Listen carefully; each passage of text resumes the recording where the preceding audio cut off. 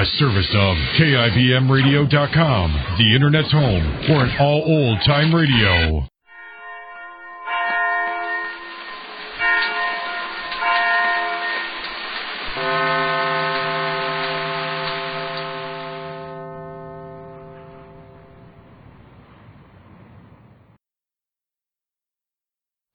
And now, Backstage Wife, the story of Mary Noble and what it means to be the wife of a famous star. Wealthy Rupert Barlow, financial backer of Larry Noble's recent play, is deeply infatuated with Mary Noble. And he now feels that he must find some means of kindling a responsive chord in Mary, no matter what the cost in money or effort. For a while, the fates seemed to favor Rupert. But right now, in the living room of his luxurious New York apartment overlooking Central Park, he is pacing the floor, and his thoughts are bitter. Why did everything suddenly go wrong? Who's responsible for this change? 2 short days ago, I thought my plans were going to pay off. Mary had moved into this apartment. And even though she insisted on having that old crow Maud Marlowe stay with her, I didn't care. What difference did it make, really, when the creature is rehearsing day and night in a new play? And certainly Mary was beginning to respond to my endearments. She looked on me as her most admiring friend. Then she suddenly moved away. All because her fool husband Larry insisted on it. Why should he insist on anything? Shouldn't he be glad that I'm retaining the most famous lawyer in the state to defend him for the murder of that good-for-nothing Oliver Wilson? Isn't it enough that I've agreed to pay Clarence Brewster to argue his case in court? What more does he want? Serve him right if I told him that Brewster says he has no chance of being acquitted of the murder of Oliver Wilson. Certainly I'd rather have Larry Noble convicted of killing that fortune-hunting upstart than any of the other people who were backstage at the Hamilton Theater the night it happened. It might have been Julia. Then I'd lose the most wonderfully useful housekeeper a man ever had. It might even have been my own chauffeur, Victor, since the fool was seen backstage that night. Might even have been me. Yes, it's better this way. Better even than if the guilt had fallen on Claudia Vincent, although she'd be no loss to anyone. I wonder what the devil she's doing right now. Waiting for me downstairs in the cocktail lounge? And who is that chap Jordan with her? What are they up to? Some kind of blackmail, certainly, since that's Claudia's stock in trade. But they won't catch me, not this time. Now, what the devil is that? Let me in, Rupert. I know you're there. It's Clarence Brewster. I must see you. Close the door. I have business to discuss. Well, is this usually the way you treat your clients? It most certainly is not. I don't have to run after people who haven't the sense to return important calls.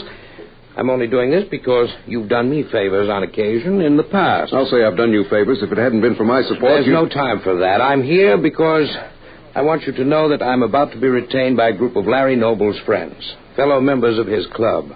What are you talking about? It's quite simple. A young man named Lester Jordan came to my office, said that he and a group of his club fellows were taking over the cost of Larry Noble's trial. Jordan?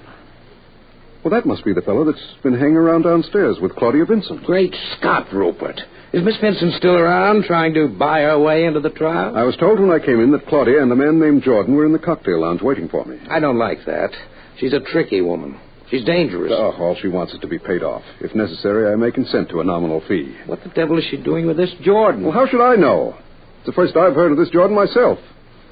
I hope you had him thrown out of your office. The impertinence. Telling you that he and his friends would pay your fee. I told him that I'd be forced to consult you. Why didn't you just tell him that the arrangements were already made? Because apparently Mr. Larry Noble has sanctioned the plan. Perhaps it was even his idea to have his friends grouped together and finance his trial. Hang it all, I've already explained that I want to manage this in my own way, Clarence. I have reasons why it's necessary for me to be the one to pay for Larry Noble's trial. I'm well aware of your reasons, Rupert. They have to do with the beautiful Mrs. Noble. But look at this reasonably. Why should you throw all that money away on what may be a futile hope? As I suggested before, there are so many women in this world. Beautiful women, eager to be interested in a man of your wealth. Why must you single out this one particular person? You wouldn't understand, Clarence. But since I've gone this far, I don't mean to be talked out of my original plan. I won't permit this Jordan or any of his friends to pay your fee. Just a minute, Rupert. That's a little high-handed. You must bear in mind that the defendant has something to say on the subject of his lawyer. Oh, hang the defendant. Not in this state, Rupert. Don't try to be funny. I insist that you tell him you will not handle the case unless I pay your fee. That's out of the question, Rupert, as you should be able to realize. I don't see why. You've got to do this my way. I'm sorry, old man. That would be bad for my reputation. It would cast a shadow on my integrity. After all, I have myself to consider. You mean to say that you intend to accept their proposition? I can't very well turn it down. What? Be reasonable, Rupert. I told you in the first place that I didn't like to take this case. I don't like it a bit better now. Larry Noble's chances of an acquittal are as slim as ever. That doesn't distress you, but I don't like it at all. If I were to refuse to accept my fee from his friends, it would be all the more questionable. There's another angle. You'll be saving my fee. I promise you it'll be a good stiff one. So why be downcast about it? Rupert Barlow continues to pace the room, hands plunged deep into pockets, a frown darkening his face, as the lawyer watches him with a sardonic expression. And meantime, Larry Noble's in his cell in the city jail. He's finished the magazines on hand, been through the evening papers, and now in desperation, he's laid out a game of solitaire on his narrow cot. Outside, the guard looks through the bars, and he says, "How guys like you can spend time on a silly game like that, I wouldn't know." There must be quite a lot of things that puzzle you, guard. How do you mean? Well, you've mentioned a number of them since I've been here. Cards, books, music. Maybe you think I'm dumb or something. Is that it? Not at all. I've never considered it one way or the other. Yeah? Well, I'm no actor. You wouldn't catch me getting out on a stage and saying a lot of stuff in front of a bunch of people. Not me. That I can believe. Maybe my name ain't up in headlights and the dames don't all run after me, asking me to write my name down for them. But just the same, I'm on the other side of this cell door. You're so right. Yeah. And let me tell you, it's a difference I envy in you. Because if I were in your shoes, I wouldn't be standing where you are, wasting time talking to a tiresome guy who plays solitaire to keep from going crazy. You must be getting scared, Mr. Noble. It's quite possible. Yeah. How you making out with that mouthpiece of yours, that Brewster? Fine. Just fine. Funny thing. He ain't been around for a while. Not lately, no. Any particular reason? A big trial lawyer like Clarence Brewster always has reasons for everything he does. Yeah, you're not kidding. Well, as long as you keep him on the job, you got a good chance of getting off. Even if you did kill that guy because he ran off and married your girlfriend. But if Brewster quits, look out. Thanks, I will. Good night. Okay, I'm going, but don't forget I told you. If I killed Oliver Wilson because he ran off and eloped with my girlfriend, that's Claudia Vincent. They all think that's what happened. They all believe I was crazy about Claudia. When I found out she double-crossed me for young Wilson, I strung him up backstage at the theater. What kind of chance do I have if everybody believes that story? Larry sits dejectedly in the dim light of his cell and considers his future without hope. A short time later, Mary sits in her bedroom at the small West Side Hotel in New York, where she has moved after leaving Rupert Barlow's apartment. She is startled by the telephone at the side of her bed. Hello? Mary? Yes. Oh, thank heaven I found you in. It's Rupert Barlow. Oh, Rupert, I didn't recognize your voice. It sounded so strange. Oh, I'm sorry, my dear. I've had a very difficult evening. I called to say that I must see you at once. Rupert, I'm sorry, but that's impossible. Why? Oh, because I'm already in bed. I'm sitting in bed reading, and so you see... Well, you can get up and dress. Meet me downstairs in the lobby in 20 minutes. But why, Rupert? Because it's very important. Now, surely you can take my word for that? You will meet me? Won't you, my dear? Of course I'll meet you, Rupert. In 20 minutes, downstairs in the lobby. Well, that's better. I'll be waiting for you. Goodbye until then. Goodbye. Mary puts the phone back on the table and prepares to get ready to go. She wonders what can it be that's so important. Has something gone wrong with Larry's chances? Mary hurries to be on time.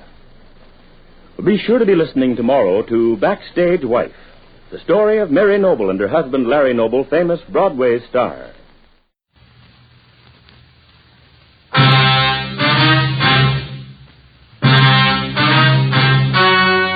story you are about to hear is true. Only the names have been changed to protect the innocent. Fatima Cigarettes, best of all long cigarettes, brings you Dragnet.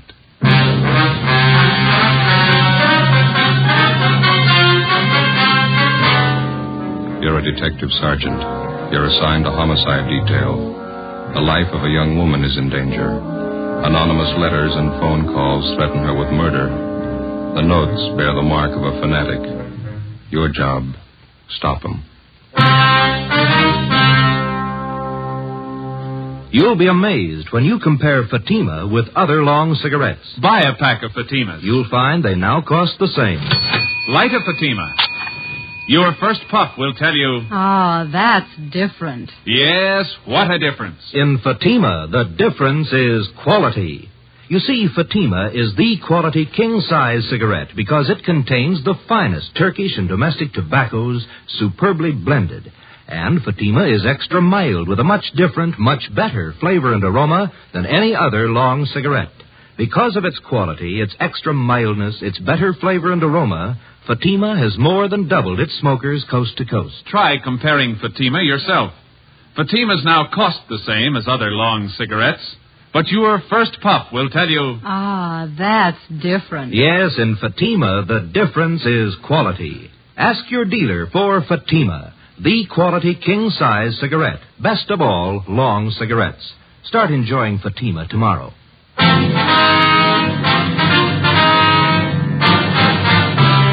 Dragnet, the documented drama of an actual crime. For the next 30 minutes, in cooperation with the Los Angeles Police Department, you will travel step by step on the side of the law through an actual case transcribed from official police files. From beginning to end, from crime to punishment, Dragnet is the story of your police force in action. It was Tuesday, March 8th. It was cold in Los Angeles. We were working the night watch out of homicide. My partner's Ben Romero. The boss is Captain Steed. My name's Friday. We were on the way out from the office, and it was 6:45 p.m. when we got to Greenwich Street. Number 318.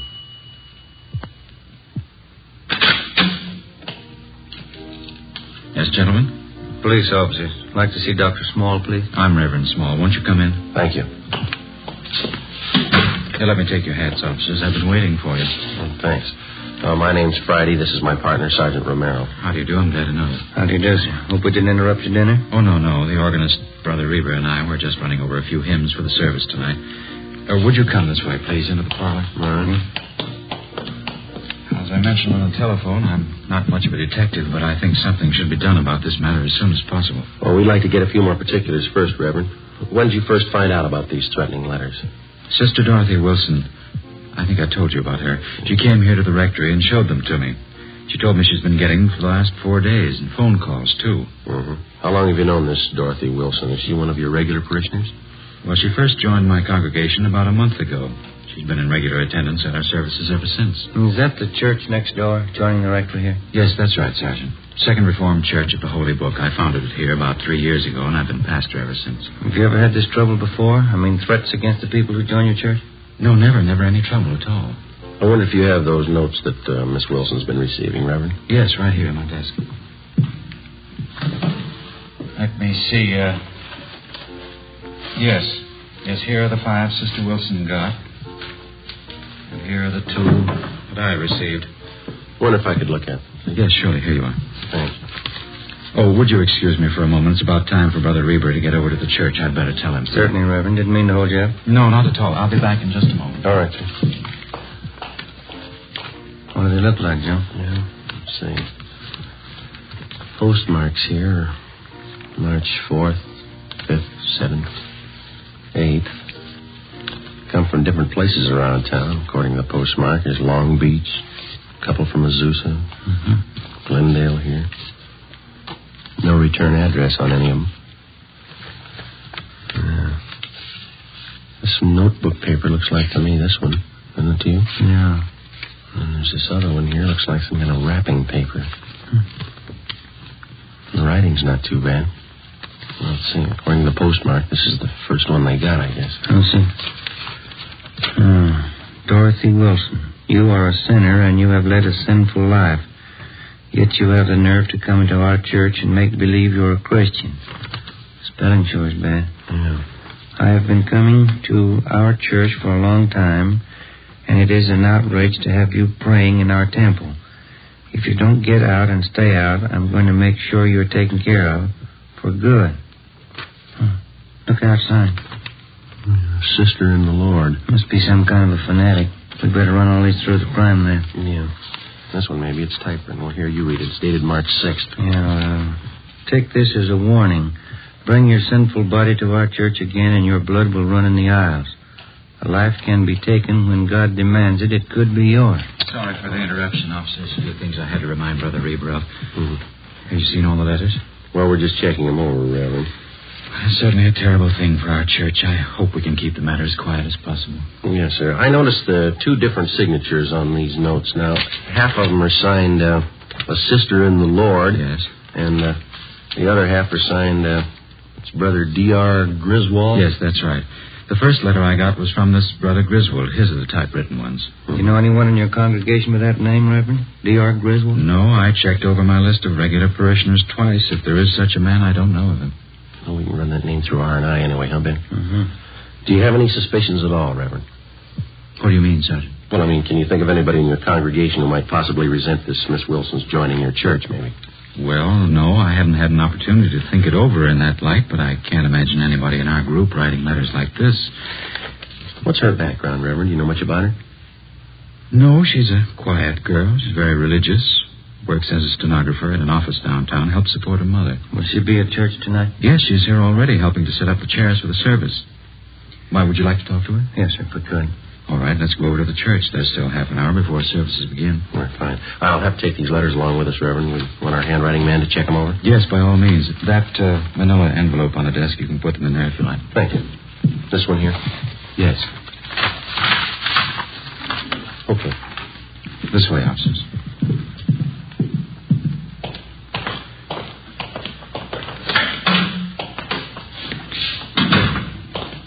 How many members do you have in your church, Reverend Small? 162 regulars. Another 100 or so on the fringe. They attend only occasionally. You mentioned that this Miss Wilson's had threatening phone calls, too. Yes, that's what she told me this afternoon. Man's voice or a woman? Well, Sister Wilson said both.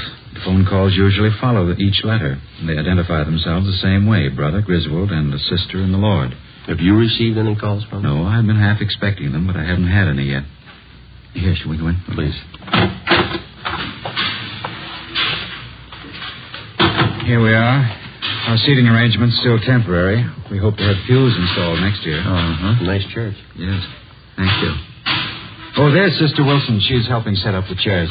If you'd like to wait in the choir's dressing room, I'll bring her in there to you. All right, thank you, Reverend. Let's go, Ben.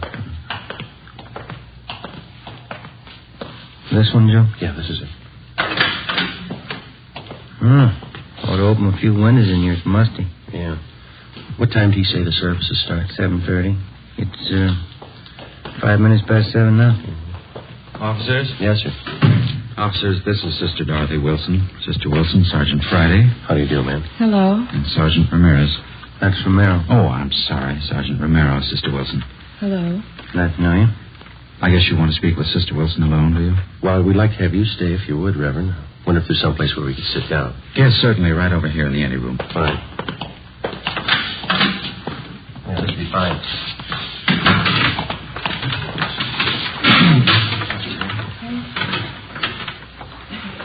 Now, Sister Wilson, there's no need to be afraid. These officers are here to help you and to protect you. See that nothing happens. Yes, Brother Small. Hold fast in faith with the Lord, and you shall not fear. Yes, I will. You want me to tell you all about it, Sergeant, how it started? No, if you please. Say, is it all right to smoke in here? Yes, of course. Go ahead. You want a chair for a second? No, thank you. No, thanks. Ben? Not right now. Okay, I'll leave it back there if you want. We've already looked over the letters that you received. The Reverend here told us that you got the first one last Friday. Yes, that's right. I've gotten one each day since then. Phone calls, too. Did you recognize the voices making the calls? No, I didn't know them at all. The woman's voice was very rough. Sounded like she might be old. Mm-hmm. She said some terrible things about me and Brother Small. She called both of us terrible names. Awful. The same with the man who called? Oh, yes, sometimes he's even worse. None of the things they say are true, Sergeant. Not one word. Well, I'd like you to think carefully before you answer this, Miss Wilson. Is there anyone at all that you know in your neighborhood, or here at church or at your work, who might be doing this? Maybe somebody that you knew a few years ago, some acquaintance? Ever since it's happened, I've been trying to think of someone. I don't think I've ever met anybody who'd do this kind of thing. Well, how about a former boyfriend or a girlfriend who might be jealous of you for some reason? No. I did have quite a few boyfriends, just casual dates, nothing serious. They were always taking me out, dancing and out to parties.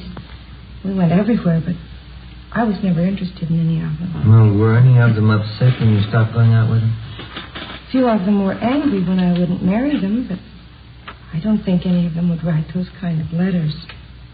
Do you think the whole thing might be some kind of a joke someone's playing? It's a pretty grim joke to go this far.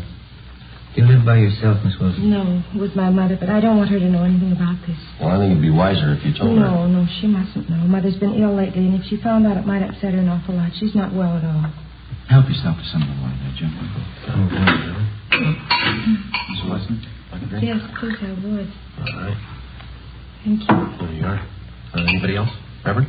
Yes, please. Ben? No, thanks. Okay. Thank you.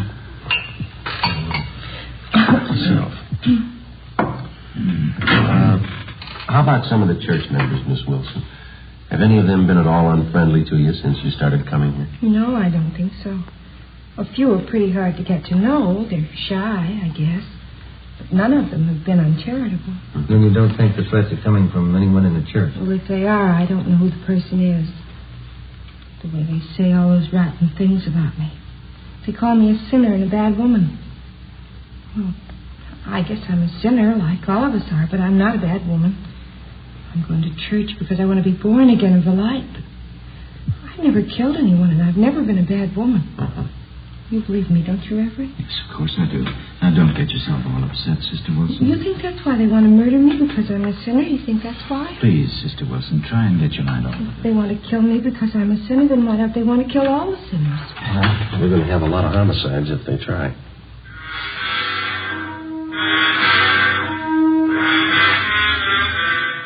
p.m. Together with Sergeants Raines and Bechtel, we tailed Dorothy Wilson to her home. She parked her car at the rear and went inside. A stakeout was placed on her house. The next morning, we took the threatening letters which the Wilson girl had received and asked Don Meyer in handwriting to check them over. During the next 5 days, we checked thoroughly into the background of Dorothy Wilson. We talked to her relatives, her employers, all her friends, past and present. We had no good reason to suspect any of them. We checked out the people at the church, and they were clear. Both Reverend Small and the Wilson girl continued to receive more threatening letters. Some of the language and the accusations were pretty foul. Still, no outward attempts were made on the life of the Wilson girl. A week after we started on the case, we tallied up our findings. They seemed to make sense. We talked it over with Raines in the squadron. Don Meyer's checking those letters and a sample of the Wilson girl's handwriting, isn't he? What's he got to say? The letters written in longhand are signed to Sister and the Lord, and the typewritten letters are signed Brother D.R. Grizzle. Yeah, I know that. Don says all the letters were written by the same person. How's he figure? Well, similarities in phrasing, same mistakes in spelling, typewritten and longhand both. Signatures on the Griswold letters match the handwriting in the other letters. They were only dealing with one suspect. And Don Meyer seems pretty sure of it, yeah. Well, how does the Wilson girl's handwriting check out? He's working on that. Where does that leave us?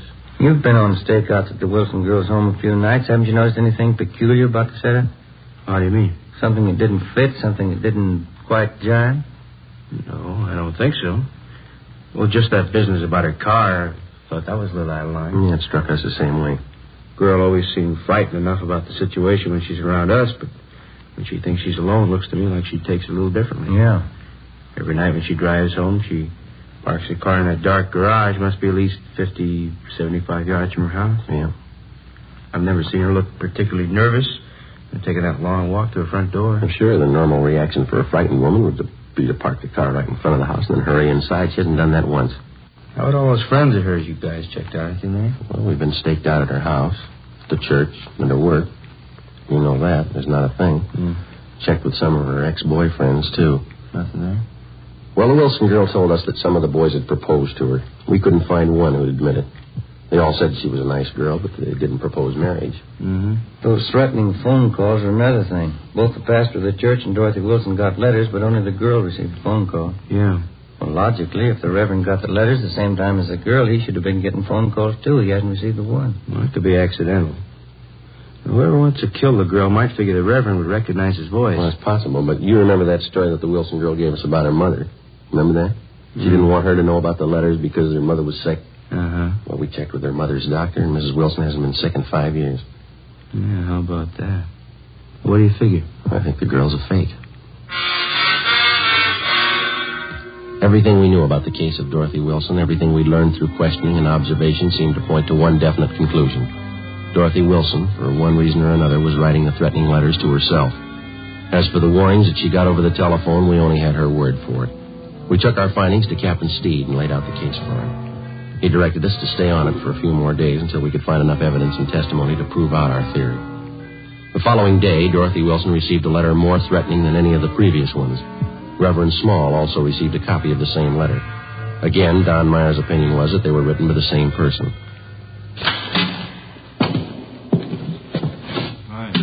Rains? What's doing? I don't know. Boys got any new theories? What do you mean? On the Dorothy Wilson case. Do we need one? Well, I don't think your old one's going to hold up. Why? What's the matter? She's at Georgia Street. Yeah. Somebody tried to kill her.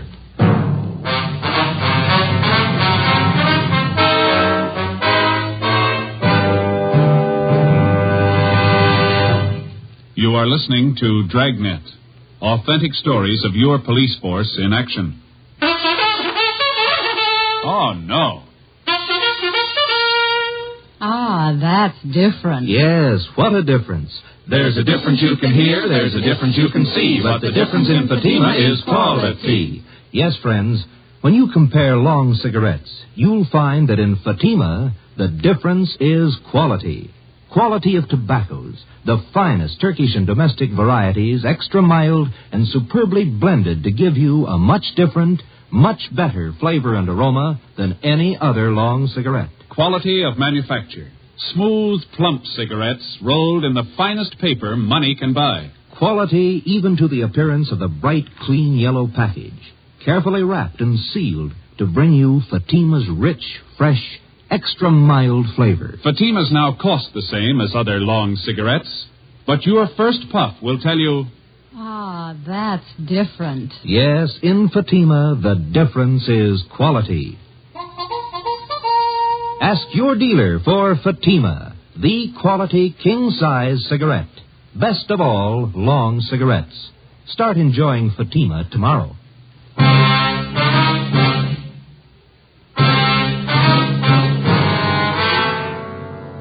As soon as we got the report that Dorothy Wilson had been attacked by an unknown assailant, we drove to Georgia Street Receiving Hospital where she was being treated.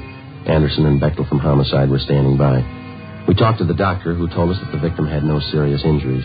She had 2 slight bruises on her upper arms and a slight bruise on her forehead. She complained of a headache. While the doctor made out his report, we questioned the Wilson girl. She told us that she'd gone to the Church of the Holy Book at 6 o'clock that night after work. She told us that she wanted to pray before the start of the regular service at 8:15 p.m. We asked her exactly when and where the attack occurred. At about 6:30, I felt a little tired. I told the officers on duty at the church I thought I'd get a little rest before services started, and then I went into the ladies' dressing room and laid down. That's where it happened. It was terrible. Did you see the person who tried to hurt you? No. I was lying down with my eyes closed, and he must have come up from behind. He put his hands around my throat and started to press tight. It was awful, just awful. What happened then, Miss Wilson? Well, I fought as hard as I could.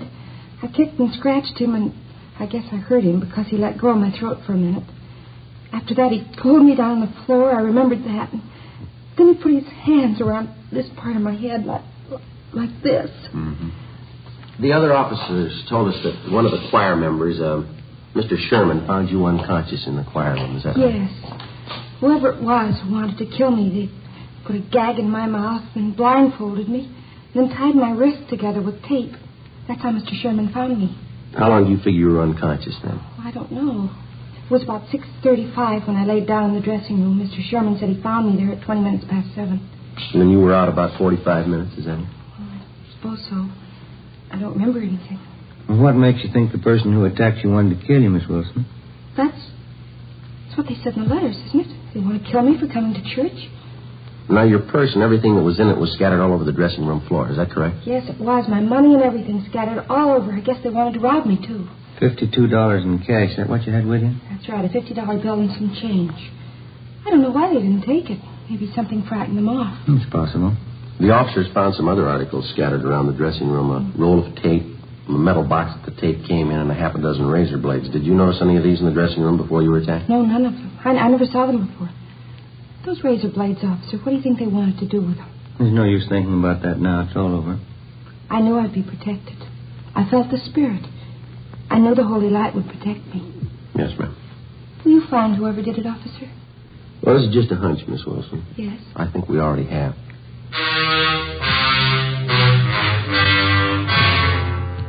Before we left Georgia Street, we talked to the doctor in charge and got a release for the patient. Dorothy Wilson agreed to drive back with us to the office to make out a crime report. On the way, she seemed to lose most of her nervousness. She was relaxed and she talked quite a bit. Religion's a great comfort to me, Sergeant. I think it's a great comfort to anybody, don't you? Yeah, I do. Maybe I'm different from most girls, but I get an awful lot out of my church. It's like Brother Small says, you have to be born again of the holy light if you really want to live. Don't you think so? That's right. I don't know what I'd do if it wasn't for my religion. No, I used to have a lot of boyfriends. Of course, I don't care for any of them anymore, but when I was younger, they were always taking me out all the time. Yes, so? Yes, I had a good time when I was younger, going out to dinner, dancing, parties. Fellas were taking me out all the time. Of course, that was when I was younger. You're not much over 25 now, are you, Miss I'll be Wilson? 27 in August. That's pretty old for an unmarried girl, but I'm not worried. You get interested in more important things when you get older, isn't that right? Oh, yes, that's right. I remember when I was in junior college, how boy crazy I was. I remember that junior prom I went to. Seems such a long time ago. Yeah. I had the most beautiful white dress, Sergeant, with sequins. And the skirt was all white and that, gathered in here at the waist, and it flared out real full. I went to the dance with one of the big football players. He looked so nice in his blue suit. His name was Stanley. I knew him for a long time. He's one of the fellows who asked me to marry him. I guess I was too particular. I just couldn't see any of them. Would you mind if I laid out a few facts for you, Miss Wilson? Well, not at all, Sergeant. Go ahead, please. Now, I'm not trying to embarrass you in any way, but since we've been on this case, we've checked with just about all the friends that you've had in the past few years, and that includes your boyfriends, of course. Oh. None of the fellows that you've mentioned say they've ever proposed marriage to you. Say they've been out with you once or twice, but that's all. Oh, well, you probably didn't talk to the right fellows. You probably got the names mixed. No, ma'am, we didn't. We talked to the right people. Well, I can't understand that. Neither can we, Miss Wilson. Well, what difference does it make anyway? I wasn't interested in them. I wouldn't have married them anyway. Going out and dancing, parties, that's all they were interested in. What reason did you have for lying to us? Parking in a car, necking with girls, trying to take advantage of them. That's all those fellows wanted. Some of the silly girls they married. Oh, I don't... You discover a lot more important things when you get older, Sergeant. No, I don't think that's the point. Why did you lie to us about it? I don't know, really. Maybe I didn't have a reason. I just didn't remember right, I guess. Well, you sure remember right about what happened tonight? What do you mean? It just happened. Of course I'm sure about it. Someone tried to kill me. Might as well park on Spring Street, then. It's pretty clear this time of night. Yeah, okay. Sergeant, I wish you'd tell me what you're getting at. What are you thinking? Well, there's still a few things that we're not too sure of, Miss Wilson. We'd like to clear them up. What aren't you too sure of? I told you everything I knew. I was lying down in the dressing room and somebody tried to kill me. I told you all about it. Well, you told us you were unconscious about 45 minutes, didn't you? Yeah, 40 or 45. No, we talked to the doctor at Georgia Street, and the way you described the attack, it would have been just about impossible for anybody to make you unconscious that long by pressing his hands against your head. But he hit me on the head, too. You can see the bruise here. Well, yes, ma'am, I know, but that's very slight. The doctor says that couldn't have done it either. Just a minute, I'll get the door here. Out, Miss Wilson. What else aren't you sure of? Well, your wrists were taped individually. Now, if somebody wanted to restrain you, they probably would have taped them together, wouldn't they? Well, I don't know what they would have done. All I know is they wanted to kill me. They said so in those letters. We're not too sure of those letters either, Miss Wilson. What? What aren't you sure of? Where they're coming from and who's sending them.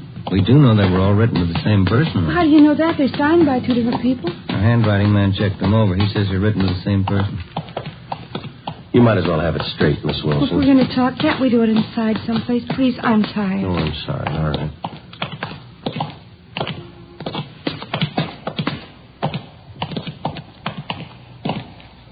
Hey, Joe. Yeah?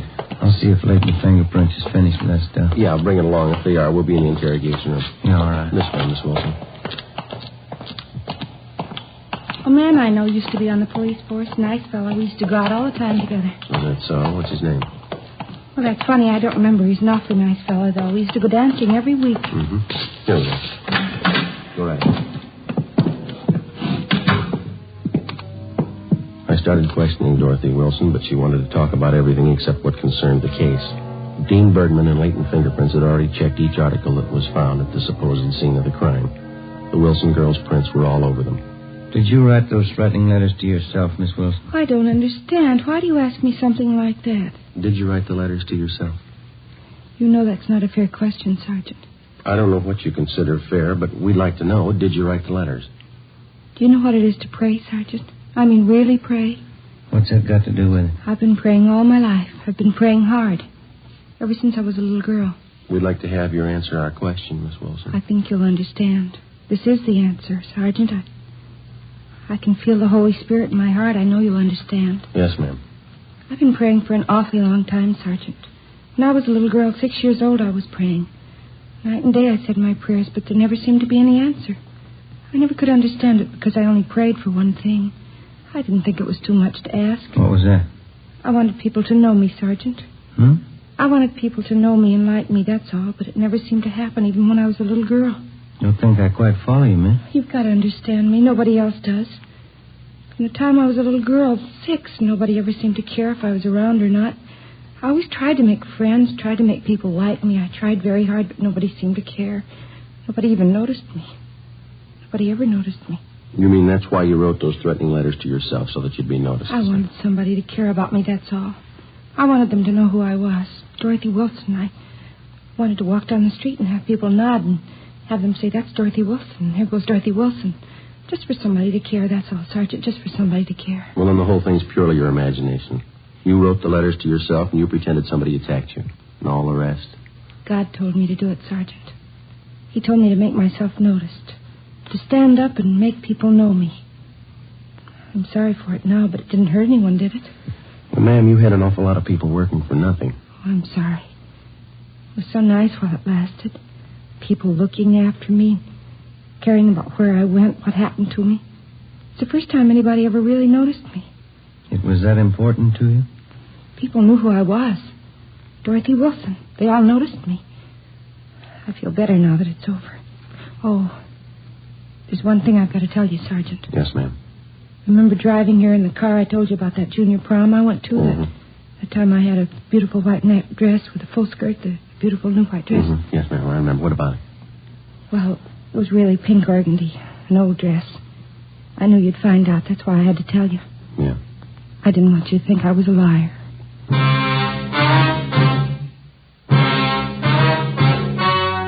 story you've just heard was true. Only the names were changed to protect the innocent. In a moment, the results of the trial. Now, here is our star, Jack Webb. Thank you.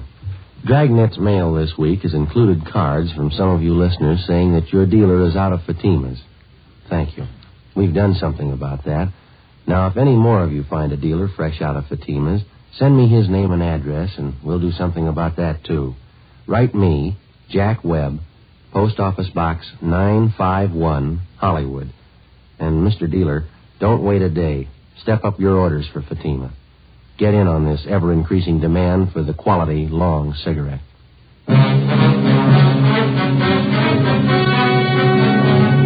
By her own admission, Dorothy Wilson was guilty of filing a false crime report, a misdemeanor. She was released into the custody of her mother. You have just heard Dragnet, a series of authentic cases transcribed from official files. Technical advice comes from the Office of Chief of Police W.H. Parker.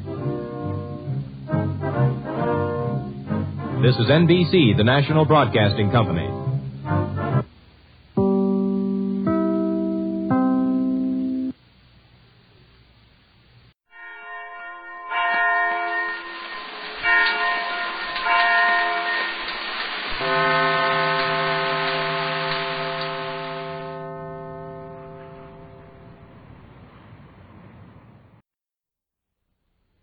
There's a lot of guys in L.A. who wear black suits. Ushers, waiters, floor walkers, and the crew down at the coroner's office. Petticini wore a black suit, but he didn't do any of those things. He had a different angle. I found that out the first time I saw him. A big guy with a lot of black hair and a pair of hands he could have rented out to a shovel company. It all started last Thursday in a one-arm joint on 6th Street. I was working on a cup of coffee that would have been Exhibit A for the Restaurant Commission when the skinny guy who runs the place got ambitious. Hey, Bud. I'm going to go get your coffee at Backlaw, maybe, huh? I'll chew on the coffee a while. I made it myself. I got a special recipe. It's a secret. Save it for the next war. We'll need some weapons. Oh. Try to please the public, and what do you get? Nothing but talk. Everybody got to have an answer. I'm going to be a big man in this business someday, and I'm Sure. Your phone's ringing. Maybe it's J.P. Morgan. Well, your wife's guy is something, huh? So it's only a girl. I ain't got one. If a girl ties you down, you can't get nowhere. It's a bad business. Hello, you Backlaw Coffee Shop, you who? I'll ask him. Hey, Bud, is your name Regan? Who wants to know? A guy named Lyon. Hang up on him. Bad business, hanging up on people. Here. Okay.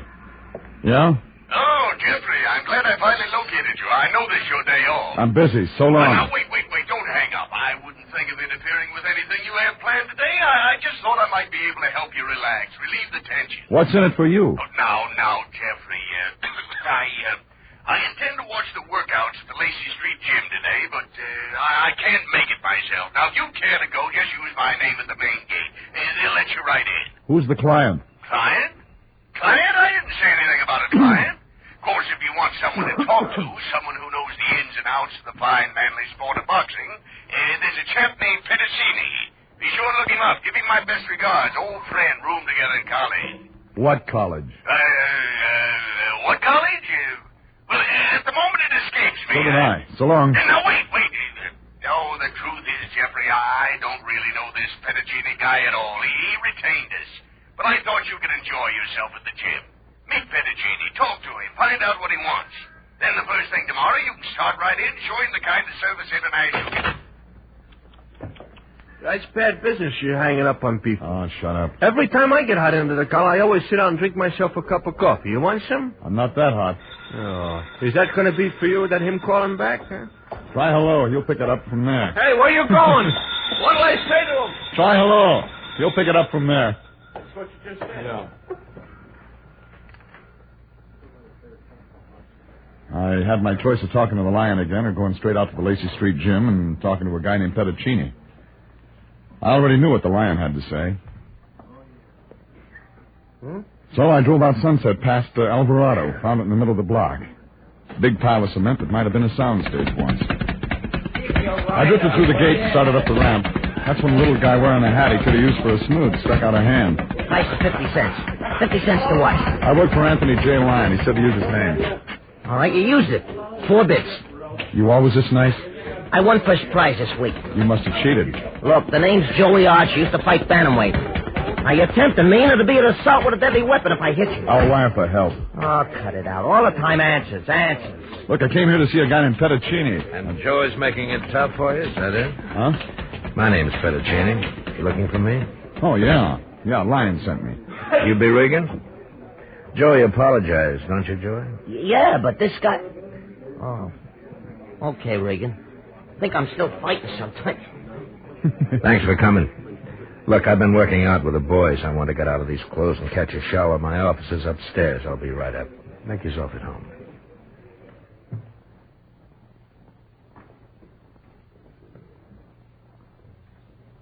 It wasn't much of an office.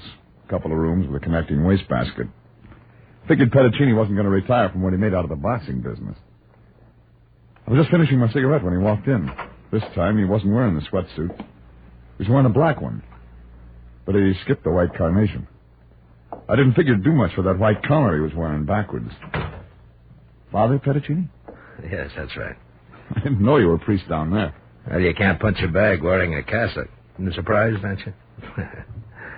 I'm 38 years old, Regan, and I get surprised every day. There's no other Pedicini around here. No, I'm the one you're supposed to see. Well, maybe the Lion didn't know you were a priest either. Well, come to think of it, I may not have mentioned it when I phoned him. I thought so. Well, Father, we'd be glad to help, but I'm not sure you have anything to be in our line. This is in your line. Oh? All right, Father, what can I do for you? Find Davy Lang. Do you know him? Middleweight? Mm-hmm. One who topped Al Shummet 2 nights ago. That's him. Gee, a guy like Davy'd be hard to lose. Not so very. You know anything about him? Well, I've seen him fight. He's a comer. Turned pro a couple of years ago, that's all. I'll tell you the rest. He's got a good right hand, and he keeps in training. He's one of my boys, Regan, and I want him back. Well, a guy like Davy can take care of himself. Nobody can take care of himself. Davy's on parole, Regan. He made a mistake once. And you don't want him to make another one. He's due to report at the parole office before Saturday. Well, what's he waiting for, an engraved invitation? I don't know, Regan. I haven't talked to him lately. Oh, he's disappeared. Yeah. They gave him a rule book when they let him loose. He knows what he's doing. And you and I both know what it means if he antagonizes those people. It'd be rotten if they sent him back up. Rotten. You can only do one job, Father. I'll do a dozen if I have to. That's why I wear this collar. Have you got a light? Yeah.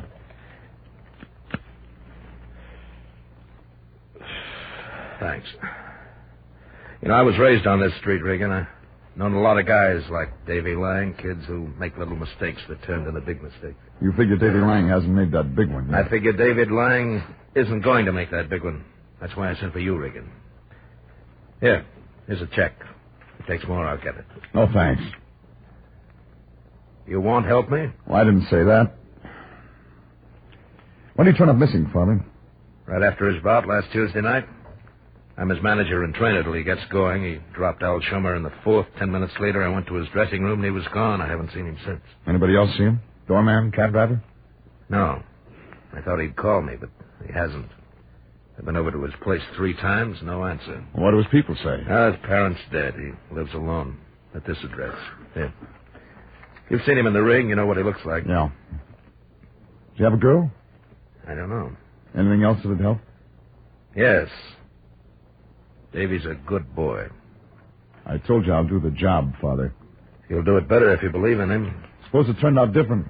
Suppose I tell you about a middleweight named Ignatius Loyola. Look, nobody's going to put Davy's picture on a church window. You don't have to be a saint to make the finals. Even the Bible says sin's here to stay. And that's why people like me will always have a job to do. All right, Father. I'll let you know when I have something. Thanks, Regan. Oh, Regan. Yeah? You didn't ask me why I didn't call in the police. I didn't have to. Davy's not in violation until Saturday. Crosby did it. I don't know why I couldn't. I left him standing there blowing smoke rings. A kind of smile came on his face, like maybe he just got some inside dope and something real big. But I didn't feel like smiling. I climbed in my car and drove down to Missing Persons Bureau. They hadn't picked up anybody who looked like Davy Lang. Then I went through the dead and unclaimed records over at the city morgue. Nothing there. Lincoln Heights and City Jail, all the hospitals turned up the same. Nothing. It was after 7 when I got to the address Father Pettacini had given me. A red brick apartment house in South Marathon. Davy's place was on the 2nd floor. I pulled out a ring of skeletons and won my letter on the 3rd key. I didn't expect to find anything. I was wrong. A blue suit with a scar across his face was standing in the middle of the room. It was dark in there, but I could still see that .45. Then I began to feel nervous, like a hula dancer in a forest fire. All right, Nosy, close the door. Walk over to that wall. That's right. Okay. Now, tell me you're the landlord.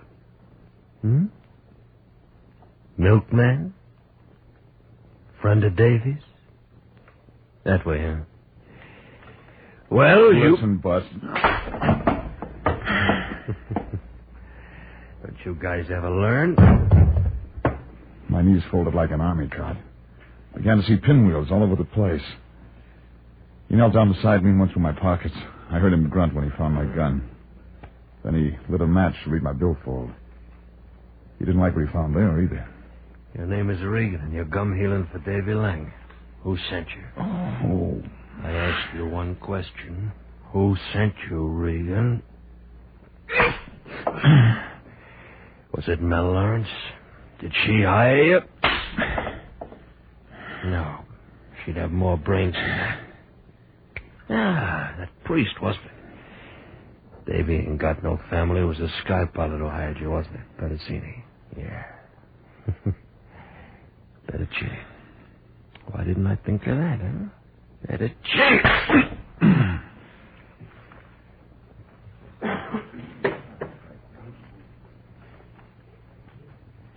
good show, but I didn't catch the last act. I did remember the advance publicity. Any kind of preview would tell you Davy Lang hadn't just run out on a priest and parole board. There was a lot more I had to find out, and it figured Father Pediccini wasn't going to like the way it wound up. It was an ice age later. I rolled over and found out I had some legs. Then I found a bottle of scotch on top of the stove, and that helped a lot. I tugged on it while I went around the place. There were 3 suits and an empty suitcase in the closet, and some shirts and things in one of the drawers. Wherever Davy'd gone, he was traveling light. I was trying to fit in the guy with the scar when I remembered him talking about a girl named Mel Lawrence. I polished off the scotch and tried the telephone book. I was lucky. It said Mel Lawrence lived over on Melrose.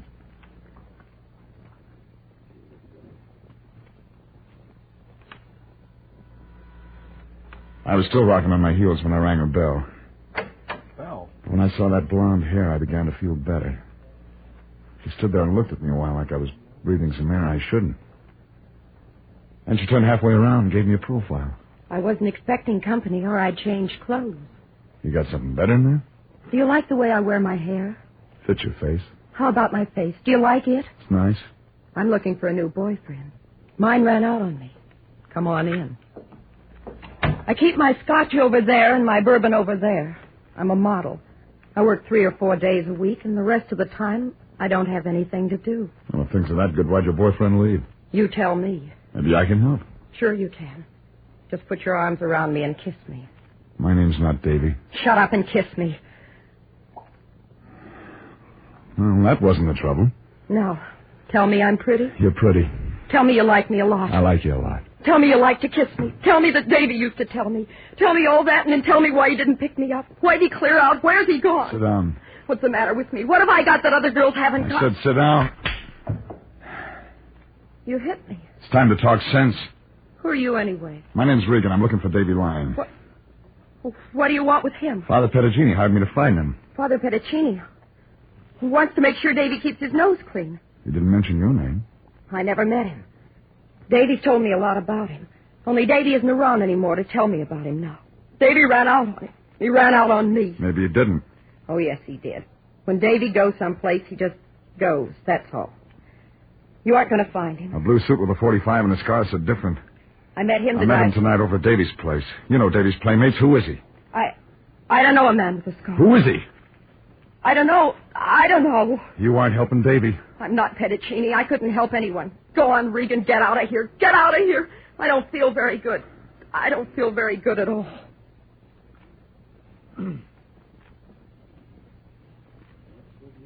Well, I knew she had some more to say, but I knew she wasn't going to say it then. So I left her sitting there and got in my car and drove home. I wanted to think. I wanted to get one good reason that said Davy Lang wasn't playing on the wrong team. When the lion's around, you don't do any thinking. The lion was around.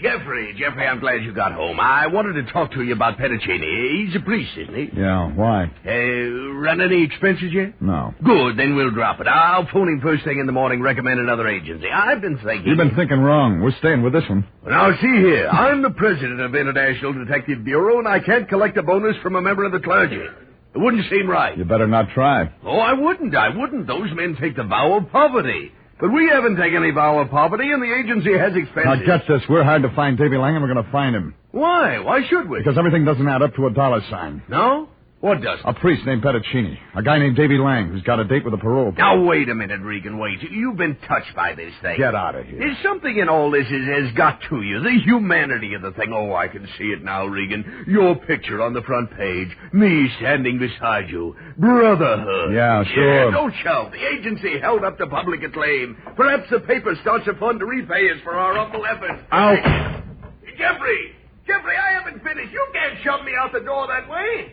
Jeffrey, let me in. What's the meaning of this?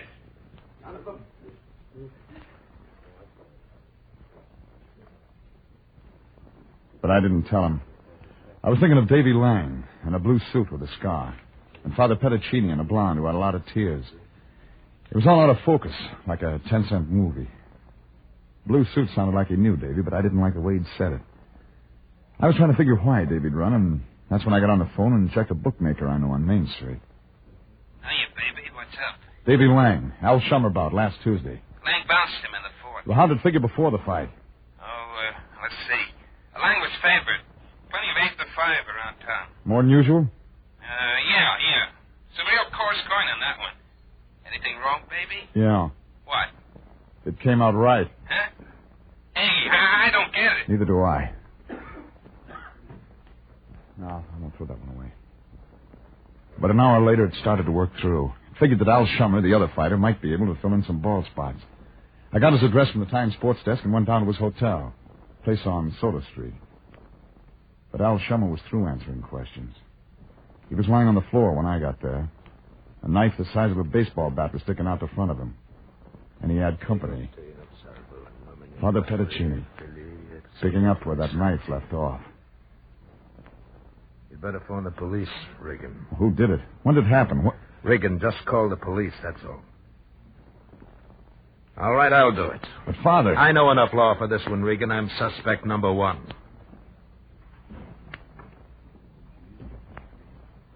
This is CBS, and you are listening to the story of the Man in Black. Tonight's adventure with Jeff Regan, Investigator.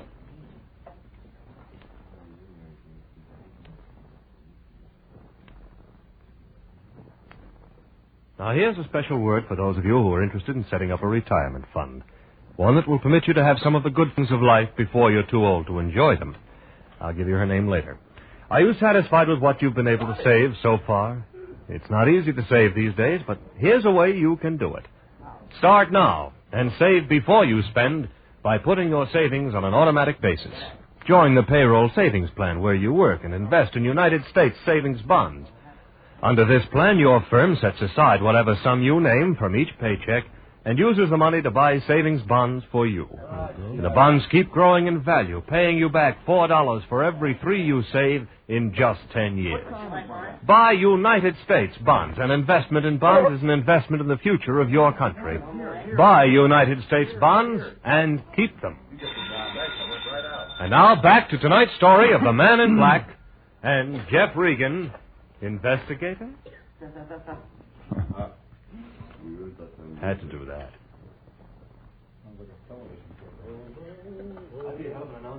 When I walked in that hotel room and found Father Petticini standing over what was left of Al Shummer, it didn't take 20/20 vision to see Davy Lang was running hard.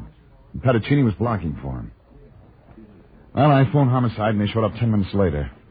Sanducci was handling it. He changed 8 shades when he saw who he had to ask questions. But Sanducci's a cop. Took him 13 years to get that double-breasted suit. And he started in. All right, all of you. Clear out, beat it. We'll dress it up later. Well, Father, you know what I got to do? We all have our jobs, Lieutenant. I'm going to ask you first, Regan. Well, I came over to see Al Shummer. And he found me beside the body. I was administering extreme unction. He was still alive? I wasn't sure, in a case like yes, that. I know, Father. What business you got with Al Shummer? He called me, asked me to come. Why? I don't know. I found him this way. Regan, how about you? I wanted to talk to him. About what? Fight. A fight, huh? That's all there is to it. Tu sei un grande bugiardo.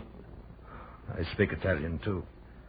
Se tu vuoi sapere qualunque, allora domande da me. Se tu domande, non sono esauriente. Provatemi. Padre, io ci ho una missione e lo devo fare. Regan, io ti domande un'altra volta.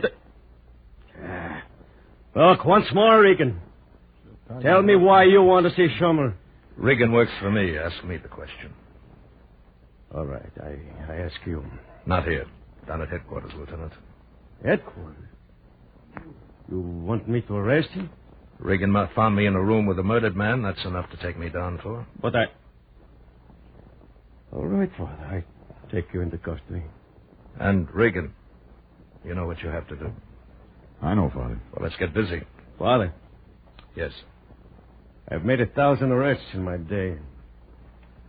I've taken them in for everything. You sure you want me to do this? Like you said, we all have our jobs to do.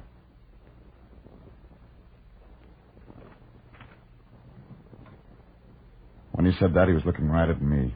And I began to get a helpless feeling, like a butterfly in a wind tunnel. Well, when we got downtown, Sanducci waved a hand at the prowl car and had the driver turn into the garage instead of going in the front way. Then he climbed out and talked to some uniform standing in the office. They came over and got Father Petticini. As soon as they were out of sight, Sanducci turned to me. All my life I've been a cop, Regan. All the time I play it one way. I ask and they talk. If they don't, I lock them up till they do. Tonight I play it different. You didn't ask any favors. Those guys are taking him up to my office. No newspaper guys or anybody else is going to know he's in there. Then what? I won't ask him anything, and neither will anybody else around here. Right now. What about tomorrow? I'm off duty then. Before I leave, I have to ask him something. He won't tell you. This is homicide. Who are they covering for, Regan? He's counting on you to turn up something. You find what he wants, Regan. You find it fast and you find it alone.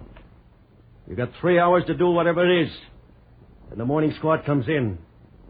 They like reports, and you can't stop reports. Now, Regan. Yeah? No falla manganza. What does that mean? Better not make a mistake.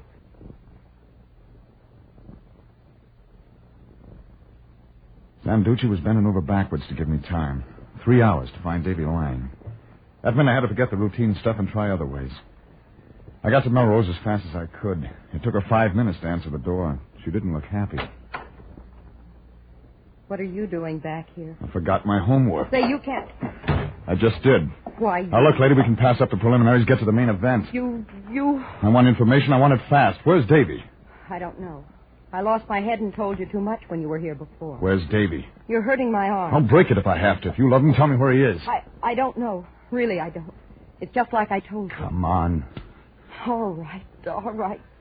I was afraid. Talk. Davy told me he meant to throw that fight with Al Shummer Tuesday night. That he'd make a lot of money doing it. That we'd go away and get married, maybe. That's all I know. That isn't enough. The odds were with Davy. He won. Well, then ask Al Shummer what happened. He's all used up. Somebody stuck a knife in him tonight. What? And homicide's holding the priest. Father Petticini? You know why? I don't. Because he thinks Davy Boy is still number one on the good parade. Now, you and I know different. Now, tell me the real setup. I can't. I don't know. Then I'll tell you. Davy was going to throw that fight. Then he found someone who'd pay him more to play it the other way. So we got together with Shummer. Shummer laid down in the fourth. Davy walked out on you and everybody. Maybe he did. But he didn't kill Shummer. I think he did. Shummer was going to talk. Davy wouldn't kill a man. He's not bad. I heard that before. But he's not bad. He didn't show up for you, did he? No, but... He double-crossed Petticini by fixing a fight. Then he doubled back, didn't throw the fight. He was probably trying to double on Shummer tonight when he stuffed that shiv in his ribs. No, that's not Davy. Not Davy at all. No, lady. No, that's not Davy. Of course not. Davy's a real good boy.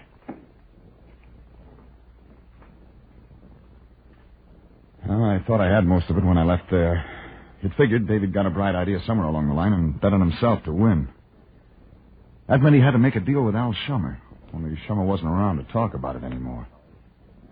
I figured if I walked into the station and gave that much to Petticini, he'd let homicide handle it from there. But I was wrong. Regan, did you find him? No. Something's happened to him. He's blown town. I can't believe that. Father, he was fixing a fight right under your nose. Davy? He was going to take a dive, but he didn't. And Shummer, was he in on it? Well, they must have tussled over the payoff. What else? Well, he's rattled on everybody he knows, including his girlfriend. We haven't heard Davy's story. He couldn't write one good enough. Isn't it that late? Father, you can call in Sanducci right now. You can tell him what I've told you. They send out a pickup on Davy. You'll have to sooner or later. And what about the parole board? He's broken that. Shummer's dead. We don't know if he did that. Who else? It doesn't fit Davy. All the rest of it does. That can be cleared up. You take a lot of convincing. You're a detective, Regan. You always come up with facts. All I've got is faith. In him? I can't believe he'd kill a man. I'll get Sanducci. All right, Regan. All right. Hey, Sergeant, You want... Through, Regan? Yeah. Where's Sanducci? In his office. I'll call him for you. Okay, mouthpiece. Right in there. Pardon me, please. Who the hell are these people? Sure, All right, I've stopped the watch. Where is... Come on. Jack, up on mic, boy. Who's the dog? Page 28. Bottom of 27. I'm sorry. Let's get on mic. We're recording. Yeah. Come on, let's go. Bottom of 27. Pardon me, please. Sure, Sarge. Yeah? Never mind calling. Suit yourself, Regan. When did Father Pettacini send for a mouthpiece? He didn't. The guy just showed up, said he was a lawyer, wanted to see him. Why? I don't know. All right to send him in, wasn't it? I didn't answer that because the guy who'd passed me in the hall had his coat collar turned up. The glasses made it look good. But if he was a lawyer, he'd gone through law school in one day. I waited around outside. He wasn't in there long. 10 minutes later, he brushed out the door. I was waiting for him at the corner. Hello, Davy. How's murder these days? Easy, kid. This is a gun. You're no cop. I don't know what you told him in there, but I don't listen easy. Oh. You must be Regan. You've been looking for me. Yeah. You slip around fast. That gun doesn't make you look that good. I saw the guy with the shiv in him. You might have used the same line on him. Father Pettacini told me how you figured it. I can't blame you. I know it must have looked that way. You got something different? I'll tell it to you. I don't expect you to believe it. Did he believe it? About me fixing up the fight? That's right. I was going to lay down for $2,000. But you didn't. Who offered you $4? I deserve that. But you got it wrong. Tell me how. I was up there in the ring sparring with him. It was one of those crazy things. I wanted to make it look good, and... well, Shummer's got a glass jaw. One connected, and he went down for the count. Sounds like a fairy tale. I told you it wouldn't be easy. I had to run after the fight. Denton doesn't like things not to work out. When Shummer went down, the guy who was paying me lost a pile of dough. Wait a minute. The guy who was paying you... Toby Denton. A guy with a scar. Yeah. He's after me. Yeah. Yeah, he sure is. What's the matter? Well, my arithmetic's lousy. When I added this thing up, I put you in, but I left the scar out. What's that mean? It figured you killed Shummer to stop him from talking. I didn't. I can't prove it, but I didn't. Well, whoever did called the Padre to come over there. The guy who killed Shummer wanted the Padre taken in. Why? Why would he want Because he knew hooking the Padre was a sure way to smoke you out of hiding. It was all a setup to get you. Toby Denton. Yeah. Toby Denton. You figured it smart, people, but you got there too late. What? It was Denton. He was still wearing the blue suit and the scar. But this time he had help, a muscle in a trench coat. They were both carrying heavy artillery. Been waiting 10 minutes for you two to finish up. Trench? Yeah? We'll just have to take Regan along with us. All right, straight ahead. Wait a minute, Toby. Regan had nothing to do with this. I'm the guy you want. Don't worry, we'll take good care of him. Me and Regan met once, didn't we, Peeper? How do you feel, Regan? Better than you will when they strap you down in that gas chamber, Tony. Toby. You hear that, Trench? Hey, come on, Toby, let's move. We'll stay right here, Toby. Move. You know I can hardly handle myself. Gun butt wouldn't get me to. You'll have to shoot. There's a cop station half a block away. Leave Regan, I'll go with you. I always wanted to plug somebody right outside a cop station. The kid was fast. He went after Toby with all he had. I got busy with the tall guy in the trench coat. He wasn't fast, but he was big, and he kept me busy. I landed a lucky kick that turned him green in a second, and after that it was easy. I turned around to give the kid a hand, but I was a second too late. Regan! Davy took them both in his chest. That's when Toby spun around and tried for me, but this time it was too late.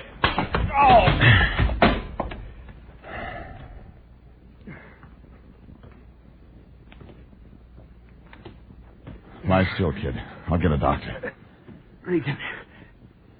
Regan, I've done everything wrong. I didn't want him to get you, too. Don't talk. You made up for it all. I'm not bad. All the way? No. Like the Padre always said. You're a good boy.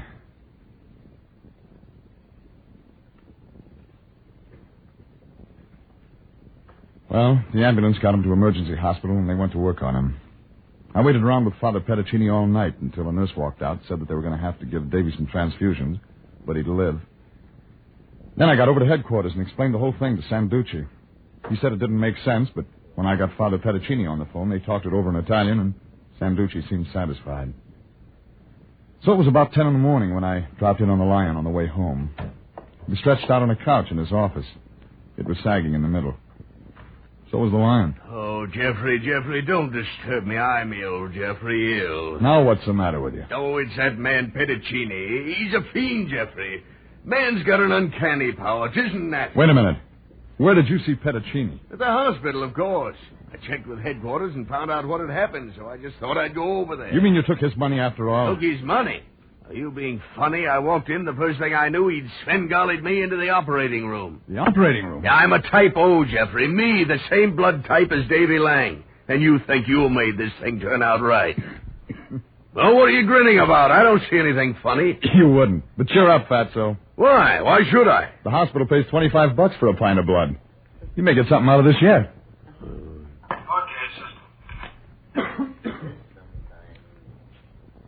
CBS, the Columbia Broadcasting System.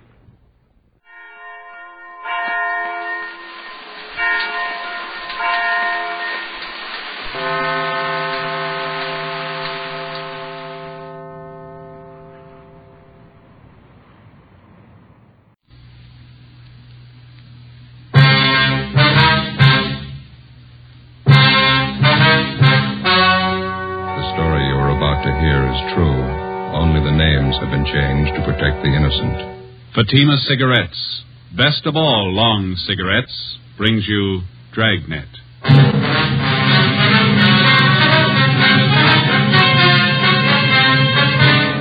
You're a detective sergeant. You're assigned to homicide detail. A newborn baby is taken from a hospital nursery. There's no trace of the infant. There's no trace of the abductor. Your job, find him. You'll be amazed when you compare Fatima with other long cigarettes. Buy a pack of Fatimas. You'll find they now cost the same. Light a Fatima. Your first puff will tell you... Ah, that's different. Yes, what a difference. In Fatima, the difference is quality. You see, Fatima is the quality king-size cigarette because it contains the finest Turkish and domestic tobaccos superbly blended. And Fatima is extra mild with a much different, much better flavor and aroma than any other long cigarette. Because of its quality, its extra mildness, its better flavor and aroma, Fatima has more than doubled its smokers coast to coast. Try comparing Fatima yourself. Fatimas now cost the same as other long cigarettes, but your first puff will tell you... Ah, that's different. Yes, in Fatima, the difference is quality. Ask your dealer for Fatima, the quality king-size cigarette. Best of all, long cigarettes. Start enjoying Fatima tomorrow.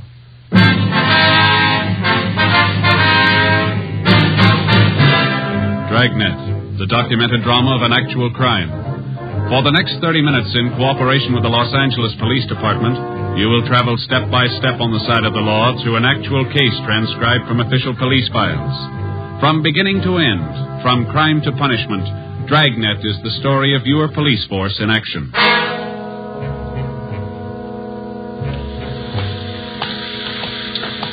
It was Thursday, January 28th. It was raining in Los Angeles. We were working the night watch out of homicide. My partner's Ben Romero, the boss is Captain Steve. My name's Friday.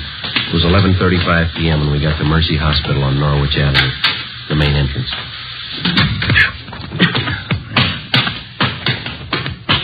Better check it today. Yeah.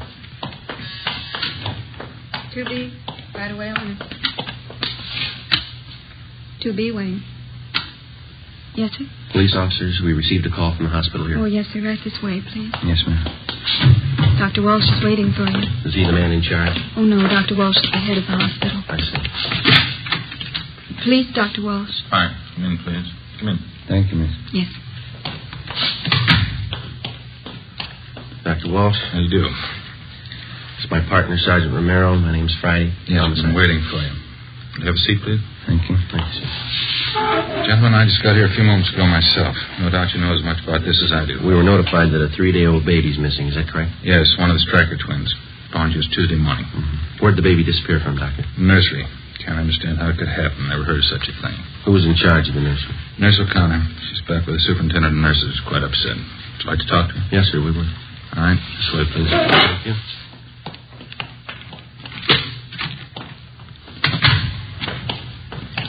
Can't understand it. How could a baby disappear like that? Have the parents been notified? Father's on his way in now. We haven't told the mother yet. Mm-hmm. When did they first notice the baby was gone? I understand it was around 11 p.m. Call came into our office about 11:20. Go ahead, Sergeant.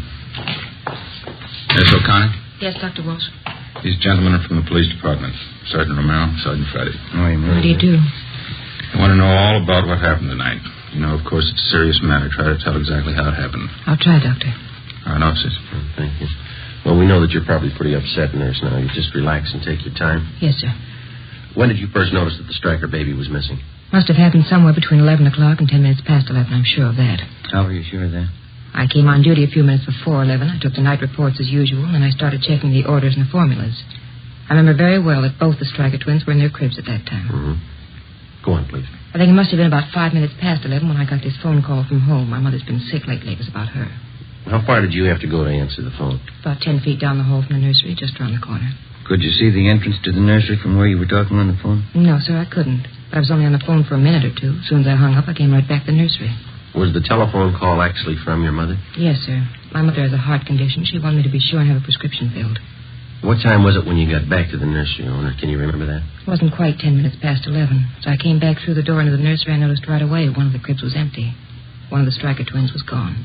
Is there more than one entrance to the nursery, Miss O'Connor? Yes, sir. There are 2 entrances, but at night one of them's kept locked. Mm-hmm. Is it possible that somebody in the hospital, maybe a doctor, took the baby for examination or some kind of treatment? No, sir. Just as soon as I noticed the baby was gone, I went to the head nurse, and the 2 of us contacted everybody in the hospital. No one knew anything about it. Well, is it possible that the child's mother could have come down from the second floor and taken the baby? No, sir. Miss Stryker's been asleep since 10 o'clock. She's still asleep. Were there any other nurses or attendants working near the nursery when the baby disappeared? No. No reason for anyone besides myself to be around at that time. None of the cleaning people. They'd all gone home. Dr. Walsh, I wonder if we could have a look at the nursery now. Certainly, Sergeant. Want Nurse O'Connor to come along? Yes, would you please? Yes, sir. Thank you.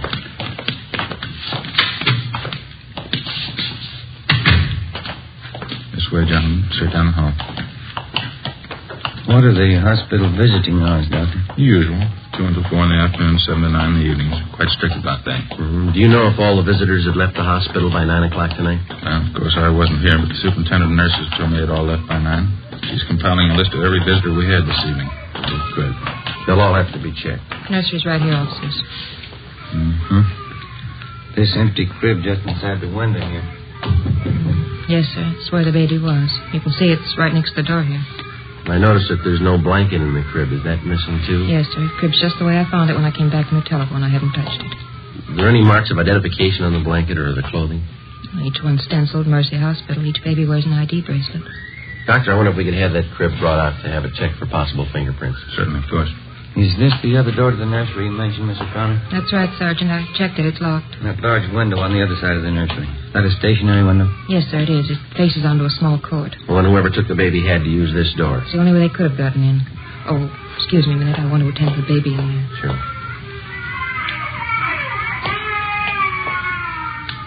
Listen to that, Jim. Yeah. Doctor, are there any other entrances open at night besides the main one?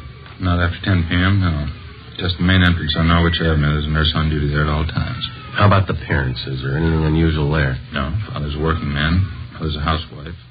Both the babies are perfectly normal. Nothing unusual at all. 3-day-old baby. They usually take a lot of careful handling, don't they? Yes, definitely. First week's always critical. And this thing, taking a 3-day-old infant out in this weather, cold, rain. Afraid the odds are all against the child. You're sure the main entrance was the only one open after 10 o'clock? Yes. I can't understand it. How could anyone get that baby out of that hospital? How could they? We're not sure they did.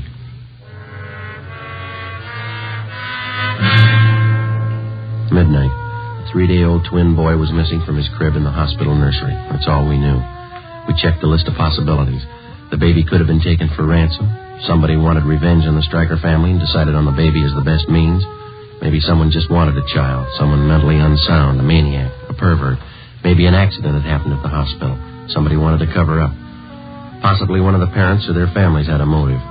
Perhaps somebody just wanted the child dead. We called the office and got out an APB on the Stryker baby and a description of the blanket and the clothing. Details of officers were alerted at the bus depots, railroad terminals, the airports, all public transportation facilities. Steps were taken to notify doctors, hospitals, sanitariums, anybody in any place where a 3-day-old baby might be taken. The entire area around Mercy Hospital was canvassed. No information. The baby's crib was dusted for prints. No leads, no physical evidence. The investigation continued. When George Stryker, the father of the child, arrived, Ben and I met with him in the office of the hospital superintendent. Can we let people know about it? Newspapers and the radio? We've already covered that. Stories and pictures have gone out to the papers. We've notified the radio stations. They're getting out broadcasts on it. How am I going to tell my wife? Also, there's only one thing that we can promise you. We'll do everything we can to find your baby. Well, isn't there something I can do? Isn't there some way I can help? This is just a remote possibility, Mr. Stryker, but you ought to know about it. What's that? In case anybody contacts you regarding your baby, in case they make any demands on you for money or anything else, we want you to notify us immediately. What could they expect to get from us? We own our home. That's about all. We just want to cover all the possibilities, Mr. Stryker. In case any demand at all is made, don't try to deal with the people. All right? Yes, sir, I understand. Sergeant? Yeah. One of the men from homicide would like to see you outside. Sergeant will leave us. Oh, thank you, Doctor. We'll have to go now, Mr. Stryker. We'll keep you informed. All right, thank you. Joe? Yeah, I'll leave us. Hey, we got something back here. What's that? Seamus and I were the night watchman out back, the side of the hospital that faces on Stacy Avenue. Yeah. 2 doors back there just off the street. One of them's open. Together with Sergeant Olivas and Dr. Walsh, the head of the hospital, we went back and examined the side door which opened onto Stacy Avenue. The latch was obviously faulty. It took only slight pressure on the door to open it. The latch, both doorknobs, and the door itself were dusted for prints. The entranceway and the immediate area were rechecked. No leads, no physical evidence. We traced an imaginary path from the open door to the nursery. We came to the conclusion that it could have been possible for an abductor to enter the hospital, make his way to the nursery, take the child from its crib in the absence of the night nurse, and leave by the same side door without being seen. Storekeepers and residents along Stacy Avenue were re-questioned. We got nowhere. When the abduction story broke in the newspaper and over the radio the next morning, the calls started to come in. People in practically all sections of the city thought that they'd seen the missing baby. Each call was carefully checked out. None of them paid off. 10 a.m. We checked back in at the office. I must be getting old, Joe. Can't seem to take these all-night sessions like I used to. I'm pretty tired. Drank too much coffee again. I got a sour stomach. Hi. Hi, Olivas. All right. The stats office come up with that run for us yet? No, they're still working on it. How about that San Bernardino call? Yeah, they called back. They picked the woman up when she got off the bus, checked her and the baby out. Baby belongs to her. Mm-hmm. Anything else come in? All been checked out. Oh, the press called again. Want to know if there are any new leads. Yeah. Sergeant Friday in here? Yes, sir. Can I help you? They told me in the business office to come down and see you. Surely. Come on in. Thanks. My name's Wallace. I'm the desk clerk down at the hotel on 11th Street, Bluebird Hotel. Yes, sir. I got some information I'd like to talk to you. All right, sir. This is my partner, Sergeant Romero, and Sergeant Olivas. How are you? Wallace. What's the information about? Well, I got hold of a paper this morning, read about that baby that's missing. Yes, sir. Imagine those people are pretty worried about the kid. Guess they'd like all the information they can get, huh? Looks like that hospital's in the jam, wouldn't you say? Well, what information do you have, Wallace? I guess those parents could sue the hospital if they wanted to, huh? Well, sir, all we're interested in is finding the baby. Can you help us there? Well, I don't know for sure. What are you trying to tell us? Have you seen the baby? Well, I may have. Do you happen to know if they're offering any reward for information? Well, I don't know where it'd come from. The father's a working man. Oh, don't get me wrong, Sergeant. I don't expect anything for any information I'd give, but... Well, I don't make too much at the hotel. You know, if they wanted to show their gratitude in some way, just thought I'd mention it. No, thank you, Wallace. Don't worry about that. Now, what's the information? Well, you know, I didn't mean anything by that. Anybody'd be glad to help out in a case like this. What I came in to tell you was a woman and a young baby checked in the hotel last night when I was on duty. What time? I think it was about 12 o'clock. Woman didn't have any baggage or anything. One little blanket around the kid. When I saw that story in the paper this morning, I got suspicious. Is the woman still registered at the hotel? She was when I left. That was about an hour ago. What name did she register under, you remember? No, I don't, but it's in the register. You can check it if you want. Where is the hotel? 11th and Charleston, right on the corner. Sure, it must be the kid you're looking for. Say, I hope you haven't got me wrong. How do you mean?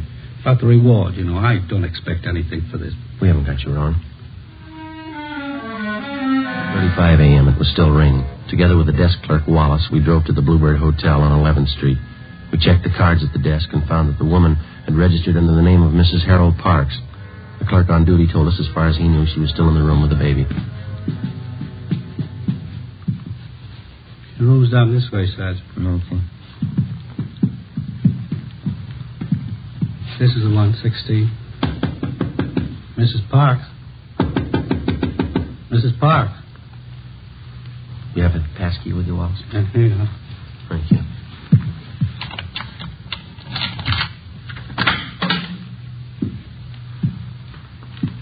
There's nobody here. Wait a minute.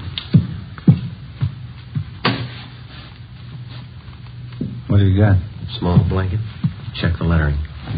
Mercy Hospital.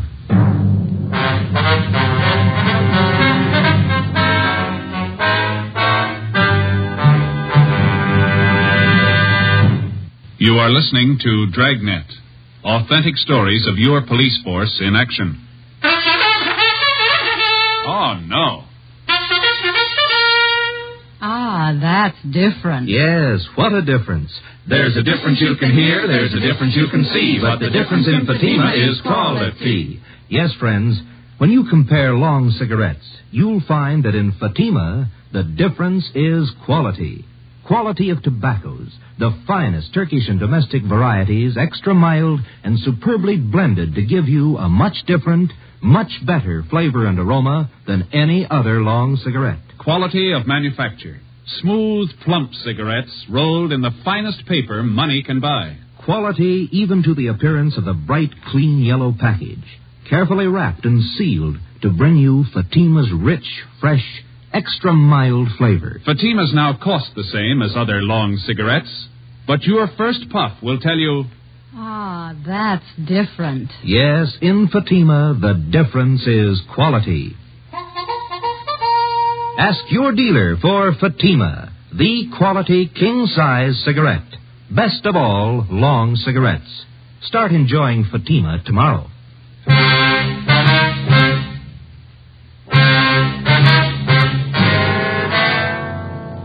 Friday, January 29th, 11 a.m. We were unable to locate the woman who had registered at the hotel under the name of Mrs. Parks. There was no sign of the baby.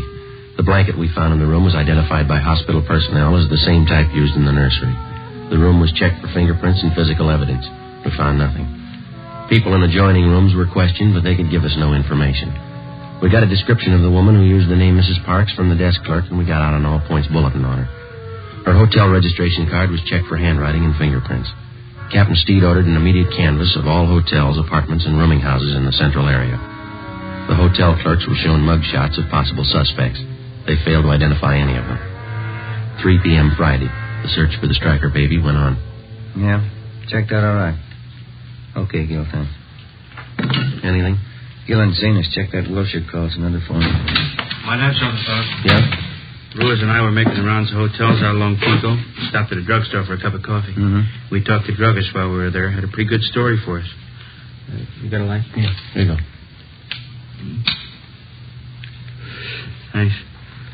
This drugstore is 2 blocks from the hotel where the woman stayed. It's open all night. And the druggist told us a woman answering this Mrs. Parks description came in about 1:30 a.m. Bought a whole raft of stuff. How do you mean? What kind of stuff?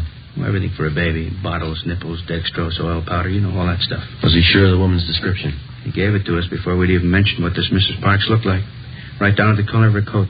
Did she have the baby with her when she bought this stuff? And the druggist said no. She even asked him if she could buy canned milk there. Where does it lead? How do you mean?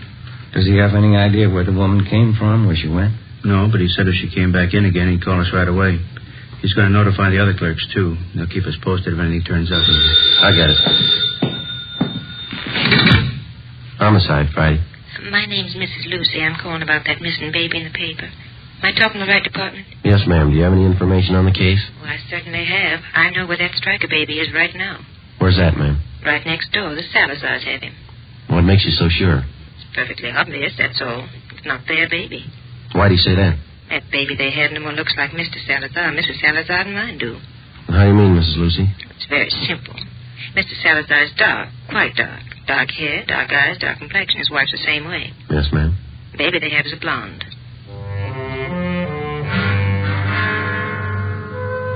Before I hung up, I got the woman's name and address and told her that we'd check out her neighbors, Mr. and Mrs. Salazar. We weren't sure what it meant. It could be the real thing. It could be like 100 other calls that we'd had in the last 12 hours. Ben and I got in the car and drove out to the Salazar home on Wonderland Avenue. We noticed several cars parked in the driveway and in front of the house. We went up the front stairs and rang the doorbell.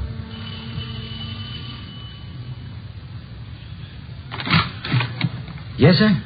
Come on in, please. We'd like to speak to Mr. Salazar. Yes, sir, that's me. Come on in. Thank you. Come inside. Let me fix you a drink. You're late, huh? No, thank you. We're police officers, Mr. Salazar. I'd like to ask you a few questions. Oh? What's the matter? We making too much noise for the neighbors? No, it's not that, sir. Just like to ask you a few questions. Someplace we can talk. Well, I have to take care of the guests, you know. We have this party here. My son was baptized today, my first son. That's why we're having a party. Yes, sir. We're sorry to interrupt, but this is pretty important. It won't take very long. Well, all right.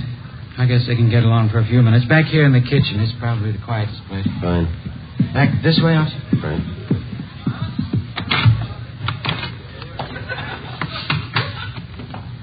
Over there. Pull up a couple of chairs. Oh, thank you. Miss Salazar, this is my partner, Sergeant Romero. My name's Friday. Homicide. Yes, sir. What's the matter? What do you want to ask me? We're investigating a case that involves a missing baby, sir. Well, the one in the paper this morning. I read about that. It's a terrible thing, isn't it? Yes, sir, it is. We've had a report that the missing baby was seen in this neighborhood. We don't know how true it is, but we have orders to check it out. Well, sure, anything I can do. I don't know how much I can help, but I can understand how that mama and papa feel. My brand new son, I know how I feel. How old is your son, Mr. Salazar? He's just 1 week old this afternoon. Fine boy. Was the baby born here in Los Angeles? No, I sent my wife Roberta to Phoenix to have a baby. We thought it'd be a lot healthier for her down there. She has a good friend of hers in Phoenix. Oh, I see. Your wife had the baby in Phoenix, and then she brought him back here. Yes, that's right. Roberta came in early this morning. Big surprise for me. I didn't know she was coming. And right away, I called all our old friends. I called Father DeSoto for the baptism, and I got things ready for the party. Big baptism party. Mm-hmm. You say your wife got back early this morning? Yes, a few minutes after 3 o'clock. Roberta came in on the plane. She said it was late. You know, the big storm. Mm-hmm. I wonder if we could talk to your wife, Mr. Salazar. Well, Roberta's taking a little nap right now. She got in late, you know, all the excitement. Do we have to wake her up?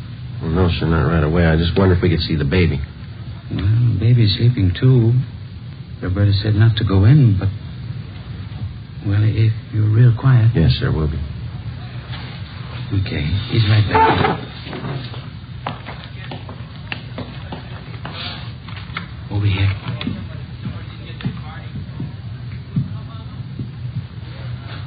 Let me pull the blanket down. There he is. Big fella, huh? He's blonde. Huh? What do you think, Jim? I think he's got a twin.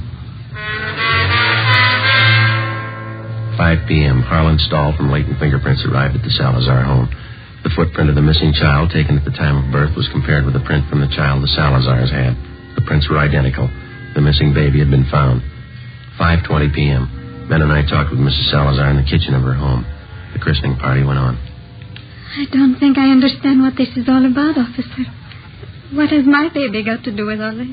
You know as well as we do, Miss Salazar. That baby in there, it doesn't belong to you. It's not yours. What do you mean it's not mine? Of course it's my baby. My husband's and mine. I just brought him from Phoenix last night. That's where the baby was born.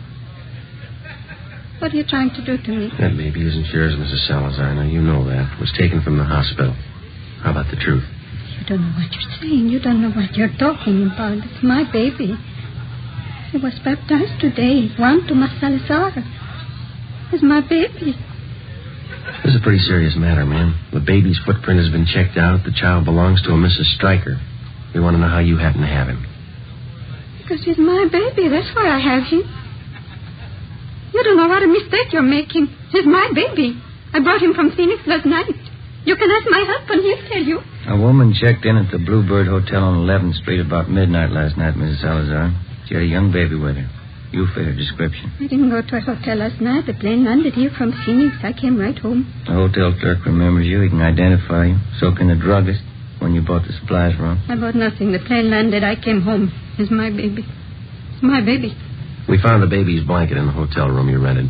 We have your description from at least 3 people, even the color of the coat you wore last night. You can't take him away. He belongs to me. Me and Frank, you can't take him away, please. You can't. Miss Salazar, why don't you put yourself in the place of the real mother of that baby? How do you think she feels about her baby being taken away? How about it, Miss Salazar? Have a drink, officer, please? For the party? Have a drink, I'll tell you. Tell us what, ma'am? I'm tired. Let me sit down. Yeah. Please, just for a few minutes. I tell you how it happened. I know you understand. Yes, ma'am. It'll be 11 years next month. that Frank and I were married. I don't have to tell you, we want a baby. Frank always wanted a baby, but no more than I did. It's what we live for. A baby of our own. Yes, ma'am. Boy or girl, we didn't care. But we didn't have one. For 11 years, we didn't have one. Then last April, that's when the doctor told me. He said I was going to have a baby. Yes, ma'am, I understand. Well, a month before the baby was born, we thought it would be better if I went to my friend's place in Phoenix, Arizona. For the winter, you know, it would be warmer there. And Frank thought it would be nicer for me and the baby. Your husband was still in Los Angeles? Yes, he tried to come to Phoenix, but he had to work, so I had my baby alone. It was a boy. My friend was with me. She'll tell you it was a boy. Yes, ma'am. I kept calling for him to bring my baby. It was a long time I kept calling. Then they finally came, and the doctor, too. And he's the one that told me. Yes, ma'am. He looked just like his father. I know that. But they told me he was dead. I don't remember much after that, Sergeant. I got out of the hospital, and I took the plane, and I came back here. Mm-hmm. It was dark, and it was raining. But I walked around.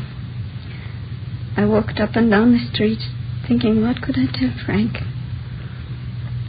Baby was dead, that's all I could tell him. Then I walked past the hospital. That was Mercy Hospital, huh? Yes. And it was raining. And I could see all those babies inside, warm and in their cribs. And I wanted just one of them.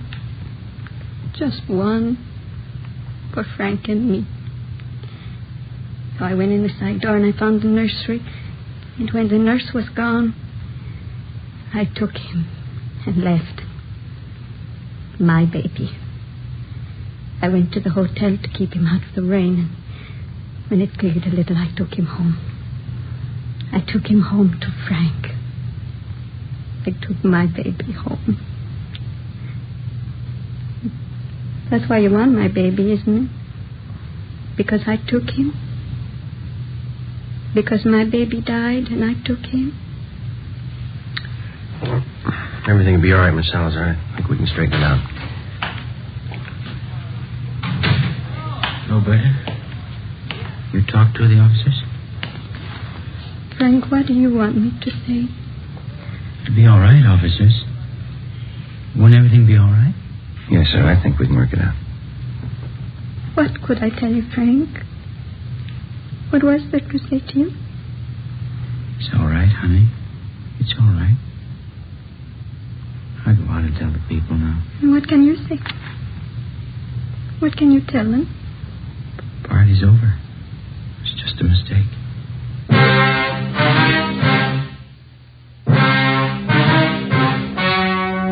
The story you've just heard was true.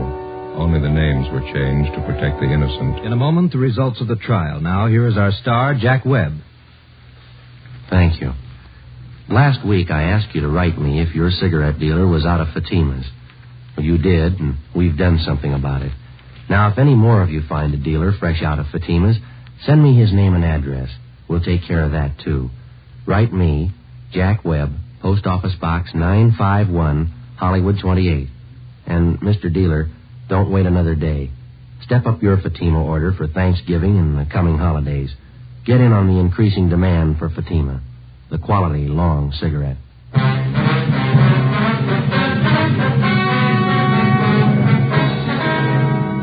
Roberta Salazar was examined by 6 psychiatrists and was ordered to be placed in a state mental institution for treatment. You have just heard Dragnet, a series of authentic cases, portions transcribed from official files. Technical advice comes from the Office of Chief of Police W.H. Parker, Los Angeles Police Department. Coming up, We the People, then Screen Directors Playhouse on NBC.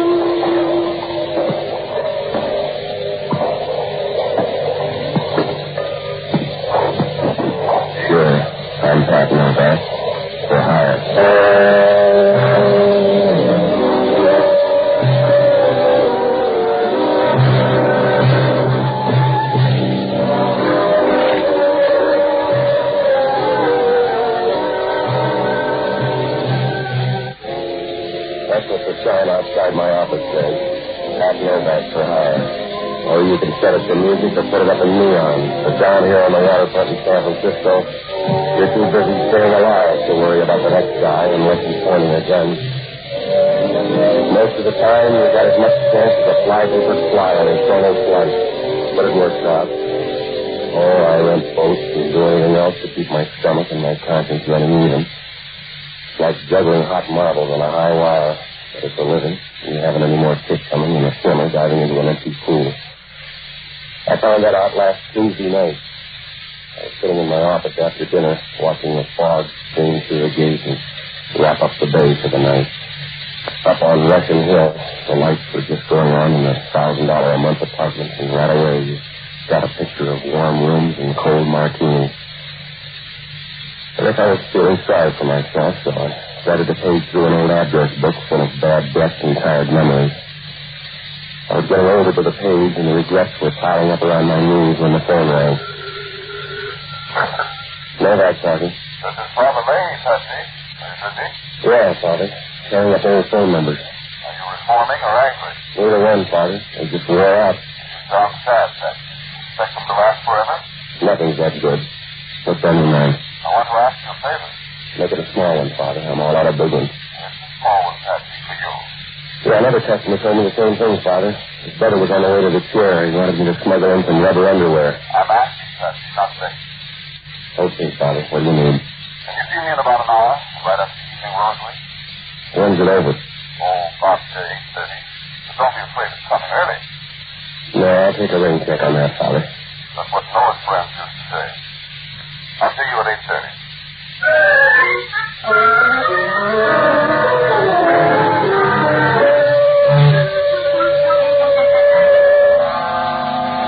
It was a little before 8:30 when I started up the steps to Father Leahy's parish church. I figured the services were over, so I hung around in the vestibule for a couple of minutes, trying to look like a part-time bell ringer. The last few people straggled out, and then an altar boy came out and gave me the high sign. He was a clean, Irish-looking little kid with a face the size of a minute and just about as young. Are you Mr. Novak, sir? That's right. You the lookout? I'm an altar boy, Mr. Novak. My name's Jake Siegel. Little first father called me. Yeah.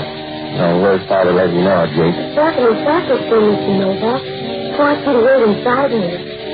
No, this'll do. I'll wait right here. Listen, Mr. Novak. I'm sorry. Father said to be sure and bring you inside. Okay, little Jake, lead the way.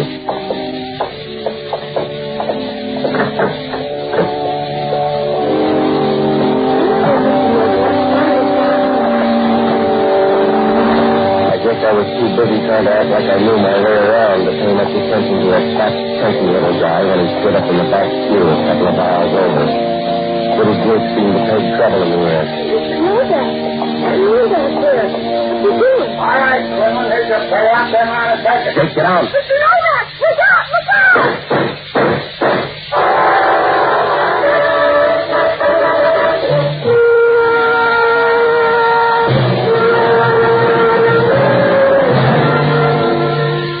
Down on the waterfront, you learn early to look for trouble, any place, any time. You can find it at the top of the marsh or at the bottom of the bay. This is the first time it caught up with me in the middle of a church. The lead got as thick as confetti on New Year's Eve. I spun around and I made a dive for little Jake, but I wasn't soon enough. He went down like young wheat in a hailstorm. When I grabbed for him, I must have hit my head in the base of a marble cellar or something, and things got dark for a minute. I stumbled down the aisle and into the street after the guy, but the odds were all on his side. The fog was so thick you couldn't read a newspaper with a crude light. I guess I covered every alley and street in the neighborhood, but it was like running after a hatful of feathers in the middle of a windstorm. Well, I don't know how much later it was when I stopped for a minute in an empty doorway and I tried to remember what I was chasing. A siren was crying somewhere in the distance, so I started back for the church. The coroner's wagon was just pulling away when I got there, and Father Leahy had disappeared. I saw a light in the rectory, so I went upstairs and rang the bell. He came to the door in his shirt sleeves. He just stood there for a minute looking at me. Then he motioned me inside. You want to see me, Father? Yes. Be here. Sit down. The kid, Father. Little Jake. What do you think? Yeah. He goes fast? Instantly. I'll get the guy, Father. I'm not asking that, Patsy. I'm not asking you for anything anymore. Unless I need trouble. No, somebody told you a bad story, Father. That wasn't my gun. I should have known better than to call you. I should have known it meant trouble. It's your middle name, Patsy. You're married to it. You're looking for the wrong man. It wasn't my party. I called you here tonight to ask you a favor, Patsy. Anything you want, Father. It's too late now. We were going to have an altar boys picnic tomorrow at Paradise Cove. I wanted to borrow one of your boats. We won't be going now, Patsy. We've got a funeral instead. Yeah. What do you want me to say? Don't say anything, Patsy. Just listen for a minute. I asked you to come up here tonight, but I didn't tell you to bring your friends. If you've got any private fights with those waterfront hoods, that's your business. But don't bring your beast into the trip. And I tell you, I never saw the guy before. I don't know anything about it. He was shooting at you when he hit little Jake, wasn't he? What else am I supposed to think? Yeah. We'll find him, Regan. Nothing you can Patsy. I like you better without the temper, Father. And I like you better before your hands got dirty, Patsy. I warned you about that waterfront crowd, the cheap thugs, the cheap women. I told you, Patsy, roll around in dirt long enough and some of it's bound to stick to you. Got it all over your face and your hands, and it's working inside you, Patsy. It's working in deep. That's the end of the sermon, Father. I tried to warn you, but you had to figure. Well, figure this one, Patsy. There's a 9-year-old kid on his way to the morgue. He stepped in front of a bullet and saved your life. Now go ahead. Figure. Yeah, I will, Father. But you better be on call when I catch up with the guy. He's going to have a lot of praying to do.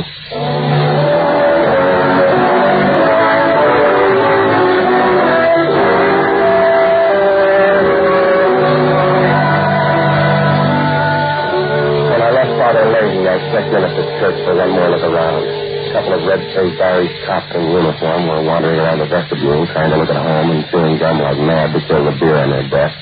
And over in one corner, half a dozen old women had their heads together, clucking like hens over a square egg. Outside of them, the place was deserted. I gave the court a quick rundown. A couple of hours over, where I figured the gangster must have passed, I picked up a matchbook. The ad on the front said match joint, Cicero, Illinois. And there was a phone number scrawled inside the cover. I was just about ready to toss it away when a bell rang, and I took a closer look. It was my phone number. I put the matchbook in my pocket, and I started home for the apartment. Maybe the cab wasn't going fast enough, because halfway there, 3 years' stock of headache caught up with me in the steering started to jump. Oh, the cab driver was kind, though. When we got to my place, he offered to help me as far as the church for an extra $4 bits. By the time I made it to my front door, I was feeling lower than any man of an Irish wake. The reception committee didn't help much. They were short and dark, all three of them, with rows of loose, oily fat where their necks should have been, and small pig eyes that squinted through the cigar smoke rolling out of wide nostrils and up their faces. Hiya, Novak. How do you feel? Lots better after you found the door. Hey, Jack. Novak don't like it. He'll cultivate a case. No, they don't build stomachs that strong. Be nice. It's easier that way. Now, look, Buster, I don't know who you three pigs are. Novak. Remember, be nice. Yeah, I remember. You West Coast punks are all alike, Novak. Couple of taps and you cry. Ain't that right, love? Maybe Novak's tired, fellas. Up him into a chair. Yeah, Novak. Sit down. Blood wants to say something. All right, then say it and get out of here. We want the gun, Novak. We want the papers that go with it. Sounds like a great puzzle. Sorry, I can't help with the answer. You better tell Rod, Novak. It's liable to get rough. All right.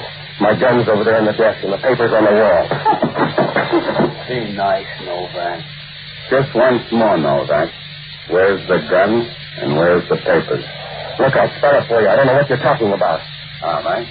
That's Mac. Get his arm. Yeah. All right, hold his head up. Yeah. Okay, lad, there. This the way they do it in Cicero? Last time round, Novak. The gun and the papers, where are they? I don't know. The gun, Novak. The papers. No use, boss. We lost it. All right. It's a big flaw. Let him find his own way back.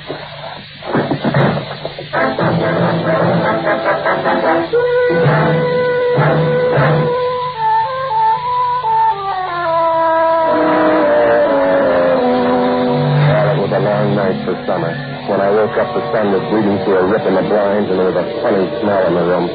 My stomach felt like a piece of practice rope at a Boy Scout class. And then the room got noisy. You wake up slow, Novak. Have a hard night? Oh, you're never on time for the party, are you, Hellman? I'm choosy, Novak. I don't like your friend. All right, then take up social work. What's the occasion? I got a phone tip. Thought I'd drop up for a visit. You having fun? Yeah. There's a gal in the kitchen bored to death. Huh? Take a look. Look at hard. Who is she? Sally Kimball. That's what her driver's license says. Your friend of yours? How would I know? Even her mother couldn't tell. Nice stuff, isn't she, Novak? Must have been a rough party. I wouldn't know, Hellman. I closed early. At your joint, what happened? I said I closed early. 3 junkies were drinking my scotch when I got home about 10:30. They were anxious about a gun and some papers, and they figured I could put them straight. I couldn't, so they laid me out. Now tell me how sorry you are. I bleed for you, Novak. Now let's have it straight. That's as straight as you're going to get it, Hellman. If it's not exciting enough, try Esquire. You talk brave for a funk in hot water. I'm not going to scream till it burns. Then you better start practicing, Novak, because I'm going to burn you. You better hurry, Hellman. Your pension's catching up with you. Watch your mouth, Novak. You're not talking to your gentle friend. Well, that's hard to tell, Hellman. You both use the same technique. Now show me the warrant before I start charging your rent. That dame's body is all the warrant I need, Novak. Now talk. How did she get so dead? I told you once. Pick up the 3 gunsels and ask them. What they look like? Like you. The size smaller. They're from the east around Chicago. What else? They wouldn't leave their birth certificate. Go ahead, smart boy. Get in all the laughs you can. But don't ask me to con the parole board for you. Oh, I don't know, Hellman. You won't be there. Maybe I like prison life.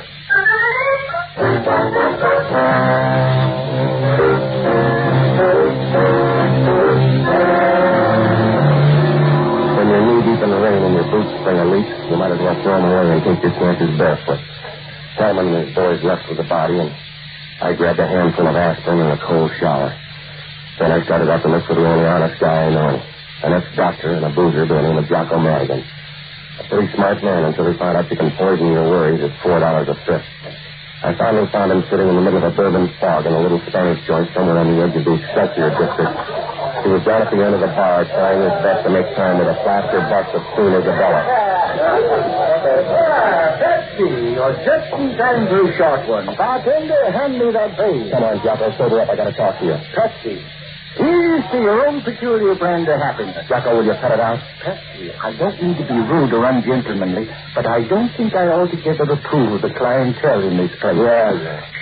This woman next to me, Pepsi, the one with the stony gaze, she's been here ever since I came in. And I don't mean to be uncharitable, but I think she's the picture of a perfect boy. All right. Patsy, to a member of the old Castilian school, there can be no excuse for the conduct she's exhibited.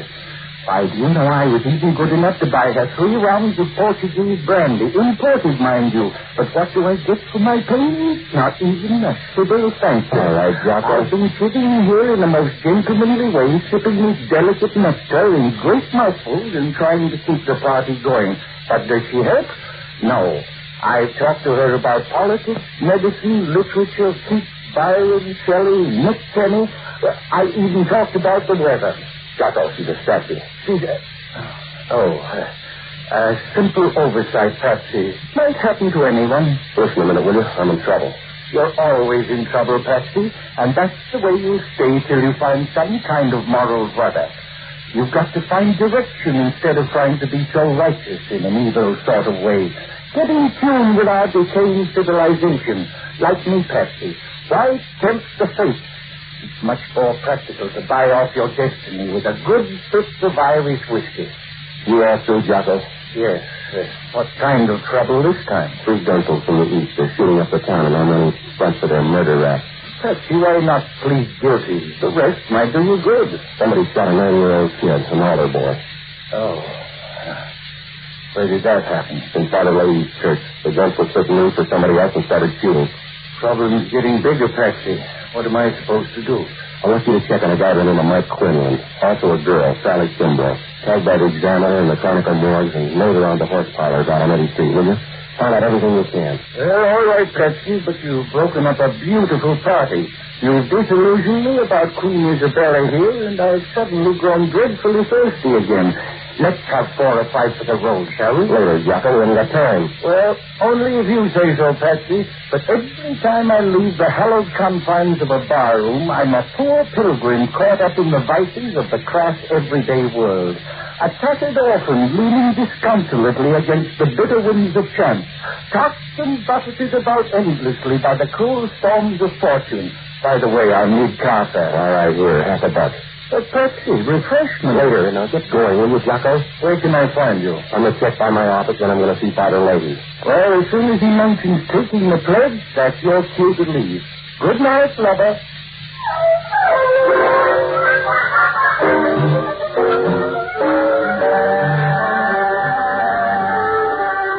When I left Jocko, I caught a cab downtown, and on the way, I started hunting for just a piece of the answer. But all I got was questions. Who were the three generals, and what was the stuff they were after? Mike Quinlan, where did he fit in? And that dead girl in my apartment, who did she belong to? Well, the zeros were piling up faster than flies on donuts when the cab pulled up for a stop sign at 16th and Mission, and a little guy with a worried mouth and a loud sports shirt jumped in. His lips were wound around a phony kind of smile, like a head waiter just before he hands you the check for a big party. It's okay, driver. We're friends. How are you, friendship comes easy for you, mister. You got a name? Batiste, Novak. I want to talk. That until the next corner. We both mean it, Novak. Me and the judge. Now, look, Junior, if you want to play the heavy, go find a melodrama. Who are you working for? Sandell? That's as good a name as any. All right, here's your corner. Charlie Kimbrough. Where is he, Novak? You're fast with a question, mister. Let me ask you one. Who's Sandell? I got the gun, Novak. Yeah, now who's Sandell? I'll do the asking. You sit there and make the answer. Oh, you're running out of tickets, Junior. Come here. All right, now reach down for that gun and I'll slam you through the floorboard. Who's Sandell? The Chicago hood. He's out to get me. Works both ways. That's a good plot. Now, who are you?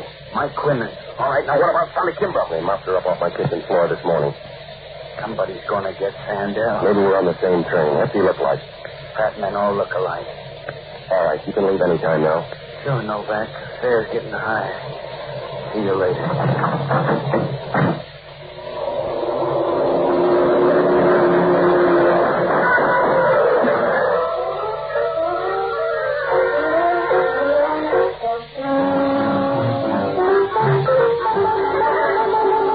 Went faster than a Mexican divorce. The black sedan pounded by on all 12, and Quinlan folded up like a playpen in a high wind.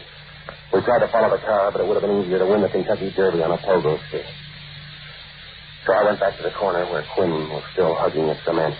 He was draped over the curb like a tired carpet, and if his suit was a brighter yellow, he could have passed for a loading zone. Hellman was there with all his relatives in uniform, so I told the cabbie to drive on. I just couldn't seem to escape the picture of little Jake when he went quiet in that shirt. Well, when I got close to a phone, I paid off the caddy and I put in a call to Jocko. I called Newton at the examiner morgue, and he said that Jocko had just left, so I called Breen. I asked for the guy who was drinking the cheapest whiskey in the tallest glass. Jocko Madigan speaking. This is Novak. How'd you make out? Let me tell you about these massive newspaper men down here. Men of high birth patches, true breeding. They like Scott almost as much as I do. What'd you find out about Quinlan? My Eddie Street informant tagged him as an ex-convict. Sent up for armed robbery in 1940 and paroled about 2 weeks ago from Joliet. Quinlan had a few dealings with a man named Lud Sandell. From what I can gather, Quinlan's supposed to have taken the rap with Sandell and his brother. What else? Quinlan is a local boy out of Bernal Heights. He has a sister, Patsy. She belongs to Sandell. She's probably the only sales girl in town with a 6-room apartment in the best part of the marina. You get the address? Bayview Towers, down at the foot of Fillmore Street. Sounds good. Maybe she has a friend. Did you get anything else on Sandell? The Third Street bed tells me he's active instead of a slot machine route. I gather he's the pushy type. Thanks, Jocko. I'll see you at the apartment. Oh, Patsy, on your way home, pick up something for dinner at the delicatessen, will you? There's stuff in the icebox. Fix yourself a sandwich. Patsy, dinner without bourbon is life without hope. I'll borrow from the neighbors. Good night, lover.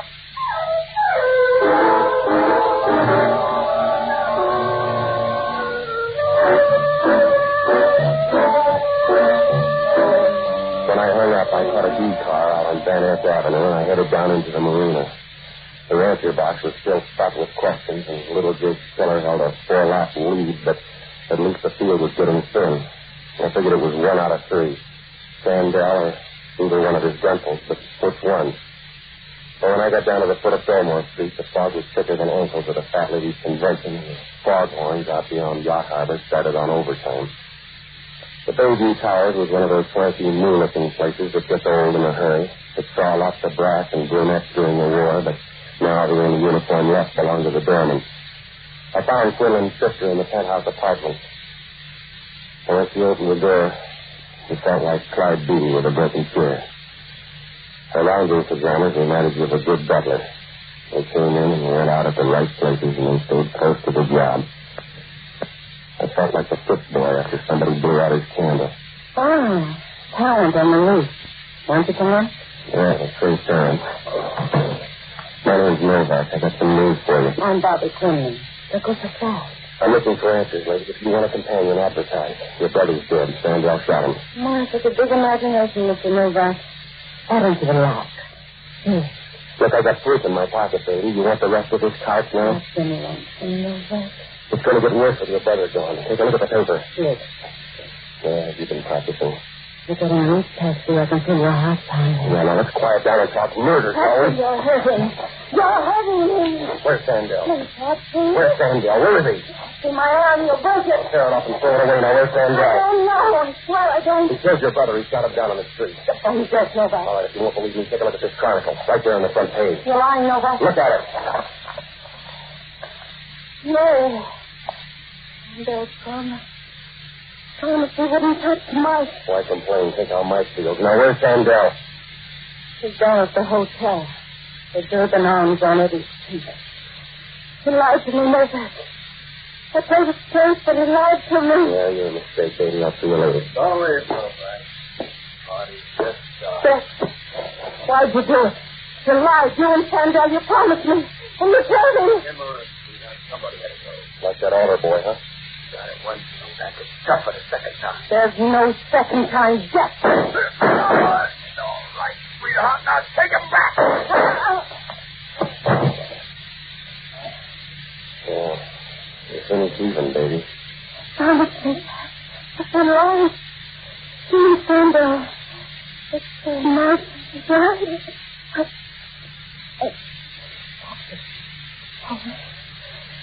Hold me fast. Sorry, baby. You make this trip alone.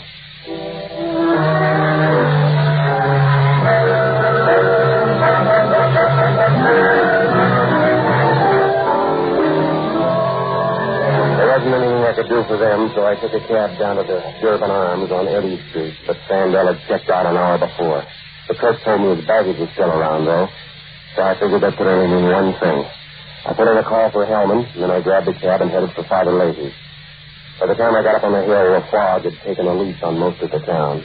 You can always tell when it's thick because all the sounds out in the bay get a free ride. Halfway there, the driver was ready to quit, but for an extra $2, he threw the cab in second, and we crawled the rest of the way till we got a block from the church. By that time, the fog was so thick you could have sold it for the pound. I did the last block on foot. I was just about 20 yards away when I spotted Sandell and Max the Gunsel standing under a streetlight just outside the door to the church. They waited a minute, and then they turned and started up the steps. Don't bother, Sandell. You called too late. Huh? Who is it? Who's out there? It's Mark one, Lord Novak. Novak. Come closer. I can't see you in the fog. Turn out and get me, Sandell. There he is, Max. You're flying blind, Sandell. You made the trip for nothing. I got the gun and I got the papers. He's lying, Lord. Come on out, Novak. Make the deal. I said you're late, Sandell. I already made the deal with Matt. You're funny, Novak. This'll shut you up. Not even close, Matt. Which one have you got the order for? You sound worried, Novak. You want to tell him lot or should I? Max deals a lot better than you shoot, Sandell. Ask him about it. Huh? What's he saying, Max? He's saying nothing, Lud. He's talking crazy. Let's go out and get him. Ask Mac about this afternoon, Sandell. Ask him where he was when Dex got it. Ask him how I got the gun and the papers. He's crazy, Lud. I'm not so sure, Max. Don't be a sucker, Lud. Novak can't shoot. Sorry, Mac. You took the chance. He's turning you, Lud. He's lying. Could be, Max, but I can't chance. Oh. All right, Sandell. Now it's just you and me in the fog. Come on in, Novak. We'll work the deal. Come in where I can see you. All right. It's 5 shots, Lud. You got one left to make good on. All right, stand down or even. Come here. Let me go, Novak. Yeah. Lay off, Novak. What did I do to you? Cut it out with him. You didn't get hurt. Talk to that altar boy, huh? I didn't mean to hit the kid. Oh, I'm sticking your mouth. All right, Novak, that's enough. Novak, I said that's enough. Yeah. Let go of him. Here's Sandell. Yeah, that's it. A few minutes ago, we could have booked him for murder. You can have him now, Hellman. Saved us escape the money, Novak. Next broker. That's you, Patsy? Over here, Father. On the step. Hello, Inspector. Father? That's the man, Patsy. Grandfather, that's him. I'll pray for him, Patsy. Why waste it, Father? He wasn't worth it. They said the same thing about 2 men on a hill in Calvary.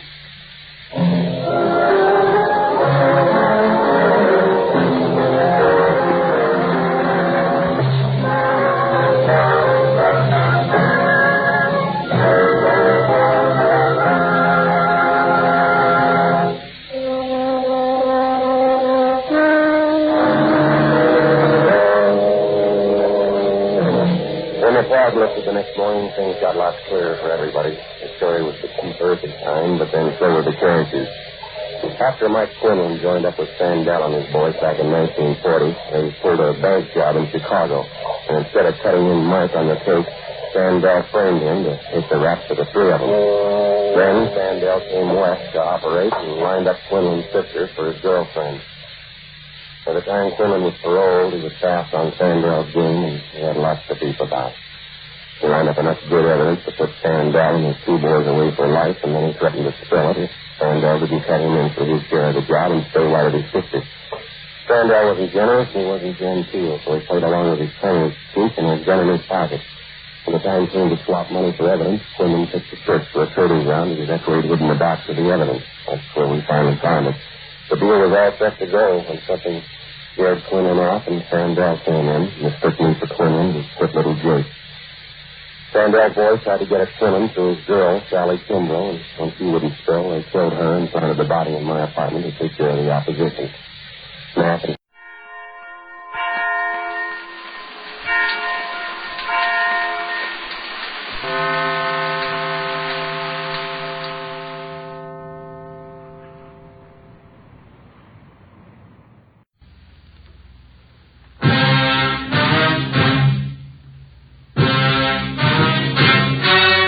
The story you are about to hear is true. Only the names have been changed to protect the innocent. Fatima Cigarettes, best of all long cigarettes, brings you Dragnet.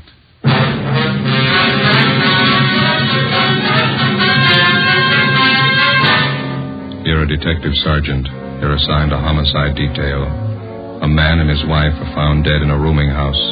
A dead parrot lies on the floor beside them. The killer set fire to the room to cover his tracks. Your job, get him. You'll be amazed when you compare Fatima with other long cigarettes. You'll find they now cost the same. But in Fatima, the difference is quality. You see, Fatima is the quality king-size cigarette because it contains the finest Turkish and domestic tobaccos superbly blended. And Fatima is extra mild, with a much different, much better flavor and aroma than any other long cigarette. Because of its quality, its extra mildness, its better flavor and aroma, Fatima has more than doubled its smokers coast to coast. So try comparing Fatima yourself. Fatimas now cost the same as other long cigarettes, but your first puff will tell you... Ah, that's different. Yes, in Fatima, the difference is quality. Ask your dealer for Fatima, the quality king-size cigarette. Best of all long cigarettes. Start enjoying Fatima tomorrow.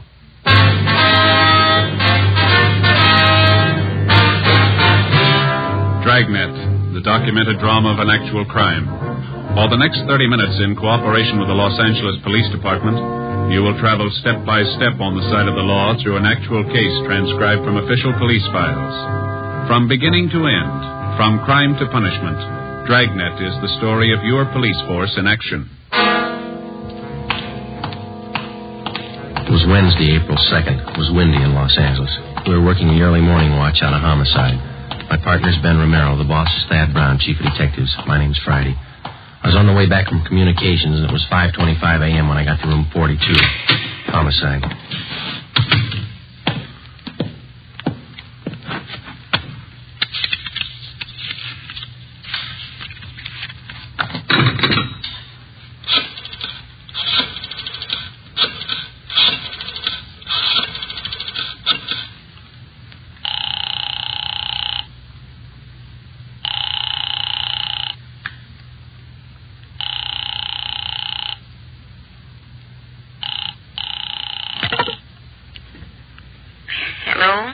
Is this Miss Jones?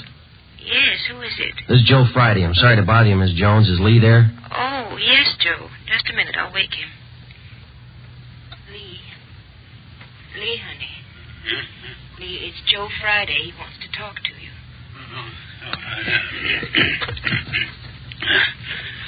Yeah, Joe. What is it? I'm sorry to wake you. Can you come down right away? What's the trouble? Got a call from fire headquarters a couple of minutes ago. Yeah? They had a fire in a rooming house over on 7th Street. They found 2 dead bodies in one of the rooms. Yeah? They suffocated? Well, the battalion chief doesn't think so. They found both bodies on the bed. There was evidence of arson in the room. What kind of proof they got? The victims. That's why we called you. What you got? Fire department thinks they were dead before the fire started. 5:30 a.m. Romero and I drove out to the rooming house on 7th Street. It was a 2-story building in the middle of the block between South Grand and Toledo Avenue. On one side of it was a small transient hotel, and the other a building which housed a bookbinding firm and studios for an acrobatic dancing school. When we got there, the salvage crew was still working. We were directed to the 2nd floor, where we met with a man in charge from the fire department, Battalion Chief Sullivan. It's right down the hall here. Watch your step there. Oh, yeah. You have the names of the victims, Chief? We think it's Guthrie, Mr. and Mrs. Charles Guthrie. Old couple, lived here for some time, I understand. Here we are. We figure that's where it started, right under the bed over there. Heat must have been terrific. Look at the walls, Joe. Yeah. This is where most of the damage was done, Chief? No, rooms on both sides got it, too. Not as bad as this, though. Guthrie's had 2 rooms. This and the one adjoining. Through the door there. Mm-hmm. When the fire starts, got any idea? About 4:45, I'd say. Landlady smelled the smoke about 10 to 5, put in the alarm. Fire was out 3 minutes after 5. Any other casualties besides the Guthries, I mean? No, just the 2. Okay. Over on the bed here.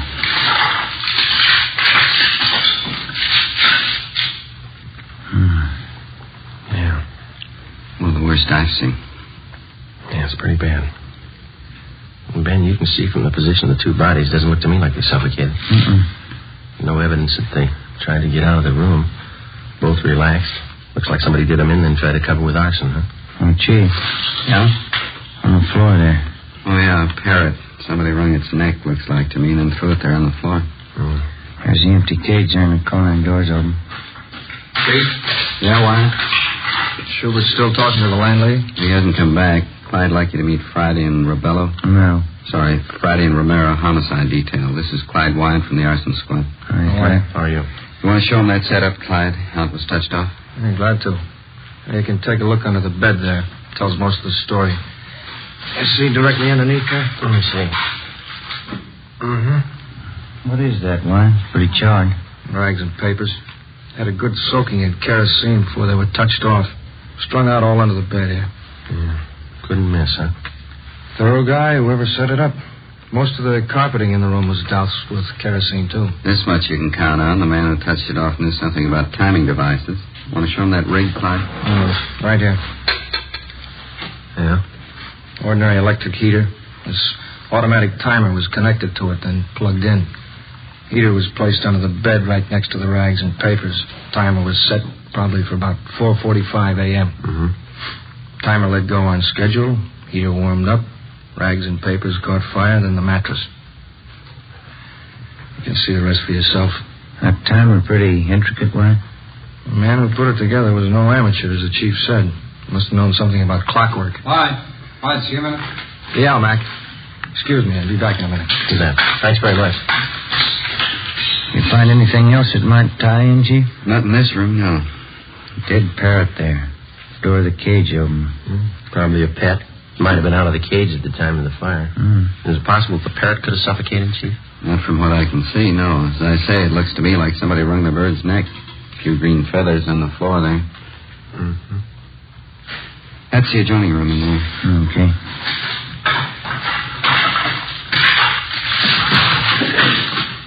I figure the Guthries used it as a sitting room. Yeah.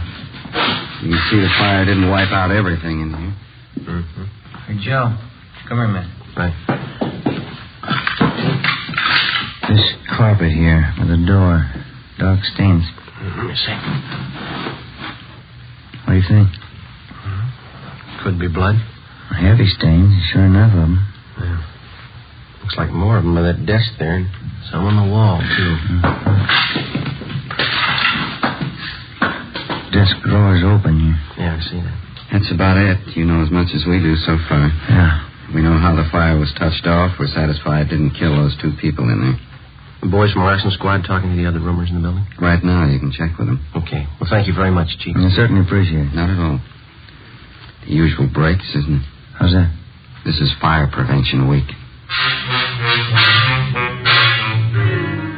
5:53 a.m. Lieutenant Lee Jones and the crew from the crime lab arrived.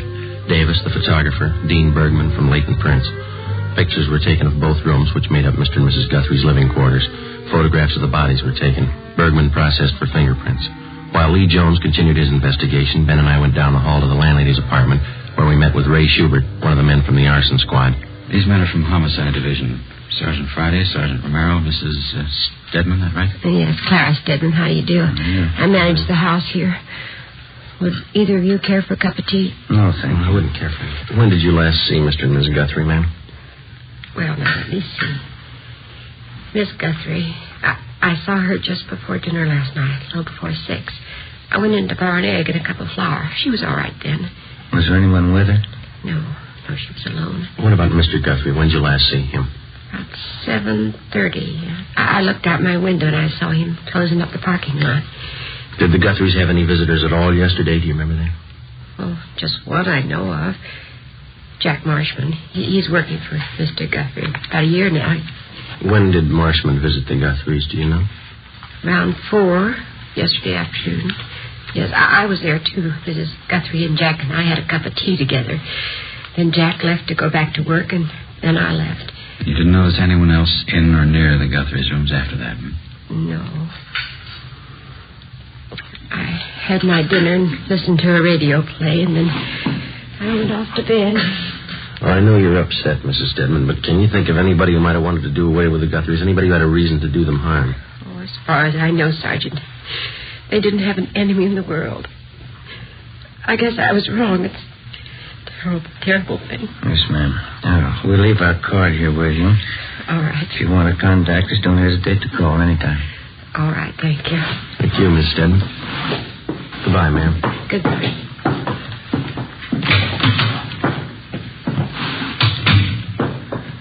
What time are you? 6:15. That's pretty early. They ought to be able to post the bodies for us this morning. Say Friday? Oh, yes, Chief. Jones, your crime lab man's looking for you. Thank you. Ben, you called the coroner, didn't you? Yeah, he's on his way over.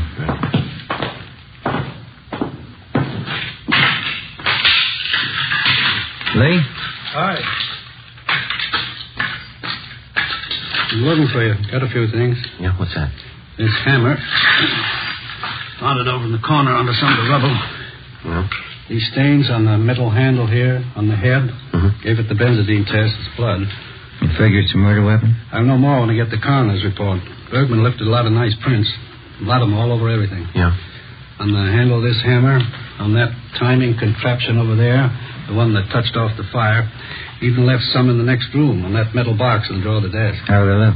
Got good prints from each room. They match. Come in the next room. Something else.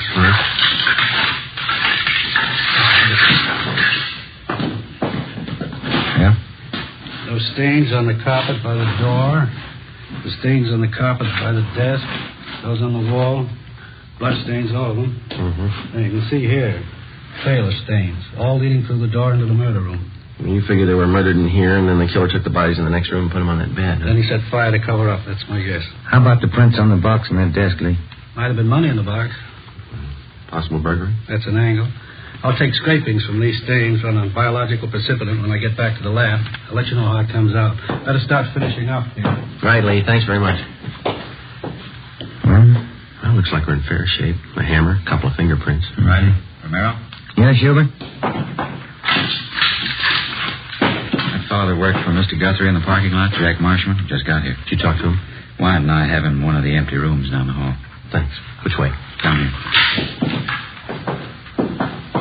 Seems pretty well broken up. You talked to anyone besides you since you got here? No, I told him the Guthries were dead, that's all. It's taking you pretty hard. Which one? Right here.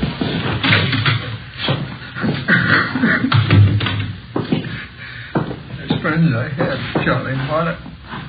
I knew I should have stayed with them. I knew I should have. These men are from homicide, Mr. Marshman. Huh? Sergeant Friday and Sergeant Romero. Hello, Mr. Marshman. How are you? I don't know what I can tell you. I can't understand what Charlie and what. Well, what can I do to help? We'd like to have you answer a few questions, if you don't mind, sir. Certainly. Anything to help out. Please, you got to find out whoever did it. You got to find out who killed them. We're going to try, Mr. Marshman. Now, would you tell us the last time you saw the Guthries alive? Sure. Maud, Mrs. Guthrie, about 4:15 yesterday afternoon. Me and Mrs. Stedman, she's a line lady, we had tea with her. And I went back to help Mr. Guthrie at the parking lot. Mm-hmm. When's the last time you saw him? Oh, it's about 6:30. That's when I get off duty at the lot. I said goodbye to Charlie. Never dawned on me it was the last time I'd see him alive. I just can't understand. It's such a vicious thing. Charlie and Marta. It's really terrible. Yes, sir. You want to just sit down there, Mr. Marshman? Oh, thank you. Ray. Yeah? Are you sure you're the only one who talked to Marshman since he died? That's right. I met him at the door downstairs. Well, the only thing you told him was that the Guthries were dead. That's all he got from us. Any chance he could have been in the room since the fire? Not a chance. Then how do you know somebody killed him?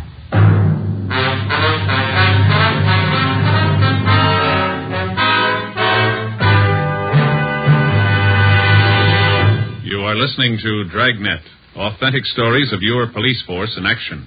You'll be amazed when you compare Fatima with other long cigarettes. Buy a pack. You'll find Fatimas now cost the same. Light a Fatima. Ah, that's different. What a difference. Yes, friends, in Fatima, the difference is quality. Quality of tobaccos, the finest Turkish and domestic varieties, extra mild and superbly blended, to give you a much different, much better flavor and aroma than any other long cigarette. Quality of manufacture. Smooth, plump cigarettes rolled in the finest paper money can buy. Quality, even to the appearance of the bright, clean yellow package.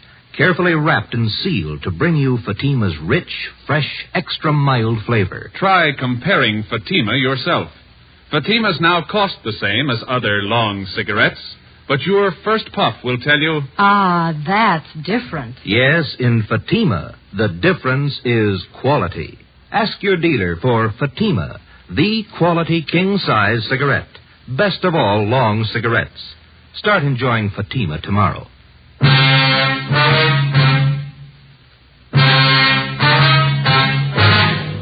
Wednesday, April 2nd, 6:45 a.m. Lee Jones and his men completed their investigation and took their findings back to the crime lab for further examination.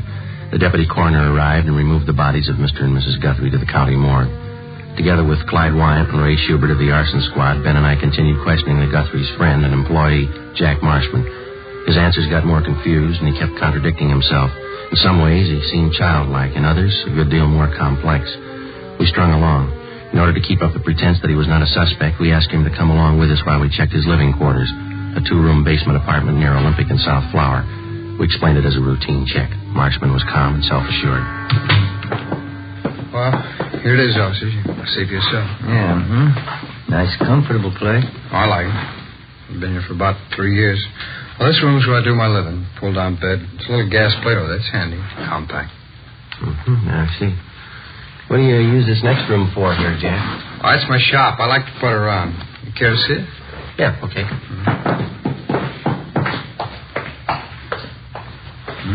It's very nice. What's your hobby? Watchmaking here. Used to be a watchmaker. I haven't worked at it lately, though. Job's pretty hard to find. Yeah. These parts here on the bench. You making something, Jack? Oh, just fooling around. Old alarm clock there. I'm fixing it up for a friend. All these wires and things. They all go into the works, huh? More or less, yeah. Just something I was fooling around with. It keeps me busy, you know. I like a hobby. They say it's good for you. That's what they say, yeah. Where does this door go, Marshman? Oh, it's my closet. Just some clothes and stuff in there. Just junk. Don't mind if I look, Dave. It's only a closet. They're just clothes and junk. There's nothing to see. Say, Jack, do you usually keep this stuff around? Huh? Oh. It's kerosene, and it's pretty dangerous to store like this. There's no cap on it. Yeah, I'm glad you reminded me. I got to get a cap for that. I use it to wash up. My hands get dirty working around the bench. This shirt, these trousers. Are yours, Jack? I wish you wouldn't drag that stuff out. It gets my stuff all mixed up. Yeah, they're mine. That's what I figured. The stains here is quite a few of them. Some kind of paint I was using. I'm pretty sloppy with paint. That's not paint, is it, Jack? It looked like blood to me. Well, what difference does it make? Working clothes. I think you're reasonable in the day. Oh, why don't you lay off? Who cares what kind of stain it is? You come in here snooping around, looking all around. I invited you in here. I didn't give you the place. This is my apartment. This is my shop. Now, you can get out. You hear me? Both of you can get out. What's the matter, Jack? I said you can get out. All right. You want to tell us before we go? I'll tell you what. Why you killed the Guthries. What do you mean? Why did you kill Mr. and Miss Guthrie? No reason. I just did. 9 a.m.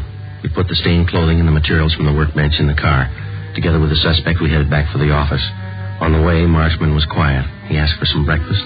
We stopped and bought him some ham and eggs. We tried to get him to talk. He refused. After breakfast, we dropped the stained clothing and the other things at the crime lab, and then we drove to the city hall.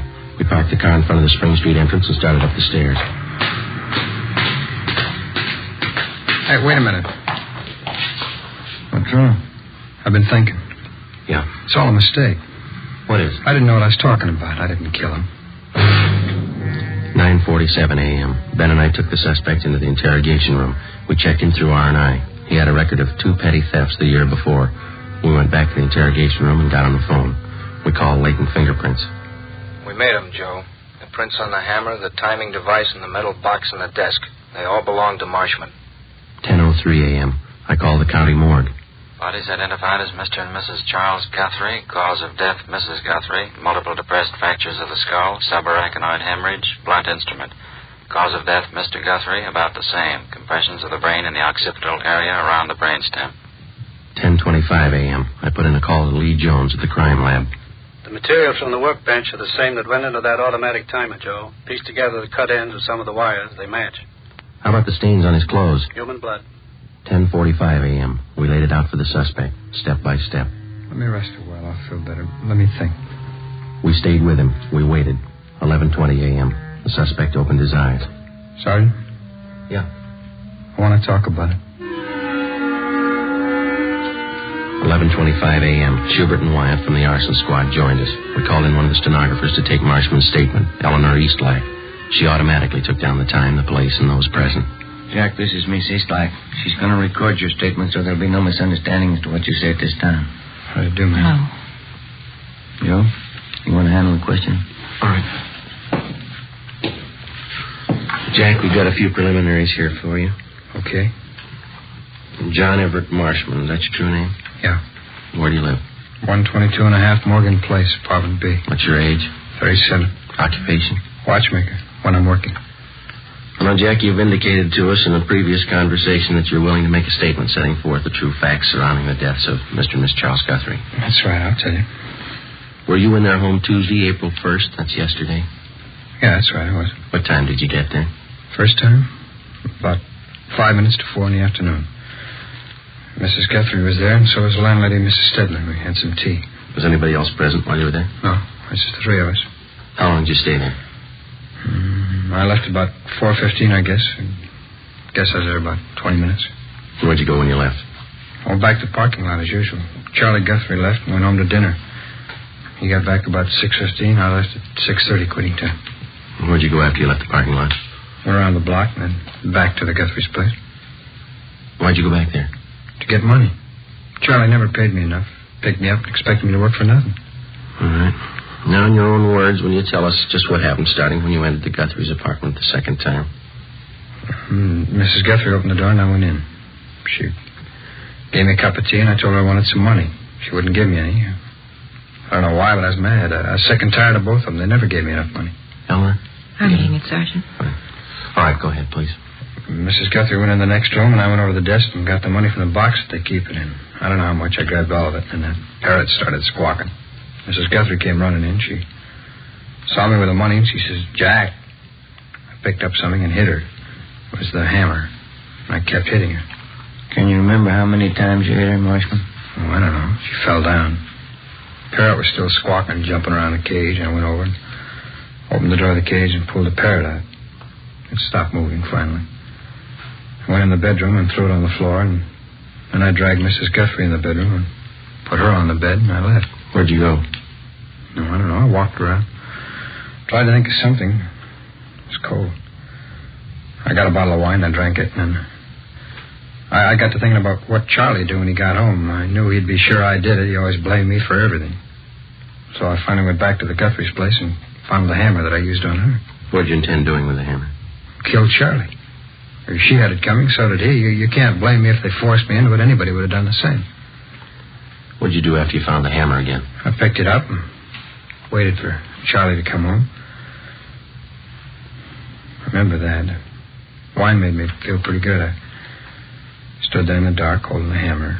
Watched out the window for Charlie. It was cold out, I remember that. There was a radio on down the hall, and I held on to the hammer and waited for Charlie. A neon light across the street that came through the windows. Old lady was on the bed in there. I could see the parrot on the floor. It was quiet. I had a smoke. Traffic kept going by outside. I could hear that.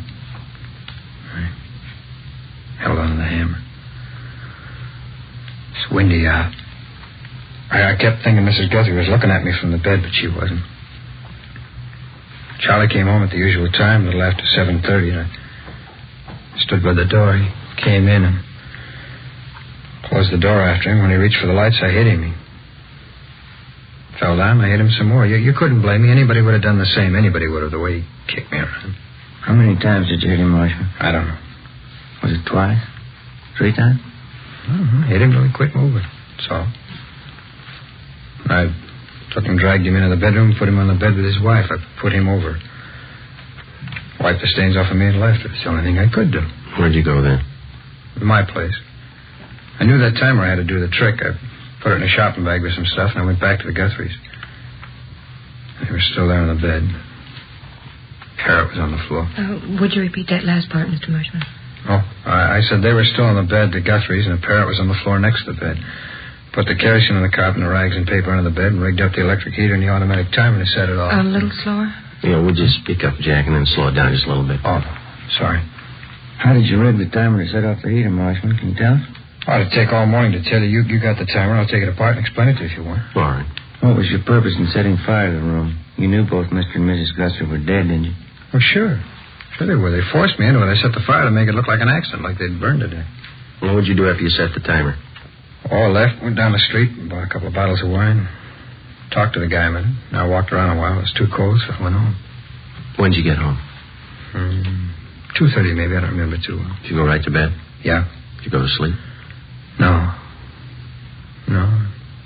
I laid there and read a movie magazine, drank the wine. Finally, I finished up the 2 bottles and dozed off. What time did you get up?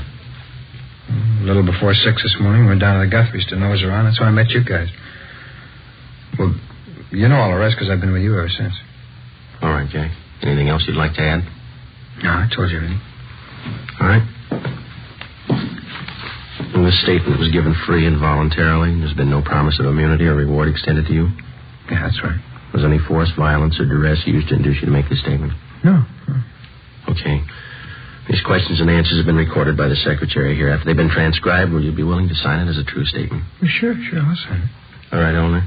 Can you get that out as soon as possible? All right, Sergeant. Thank you. You're welcome. Well, that's it, huh? All of it? That's it. Oh, that's good. I'm tired. It's been a long night, a long one. Get used to it. Huh? They're going to get longer. The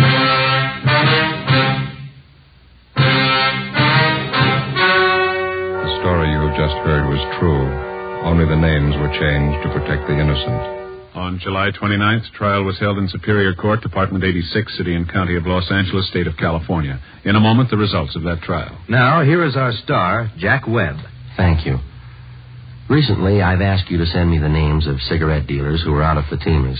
You see, the demand for Fatimas is so great that I want to make sure that all of you can buy them. So keep your letters coming. If you find a dealer fresh out of Fatimas, let me know and we'll have something done about it. Write your dealer's name and address on a card and mail it to me, Jack Webb, Post Office Box 951, Hollywood 28. And now for you, Mr. Dealer. The coming holiday season will find new thousands insisting on Fatima quality. Step up your order for Fatimas tomorrow. Get in on the increasing demand for the quality long cigarette.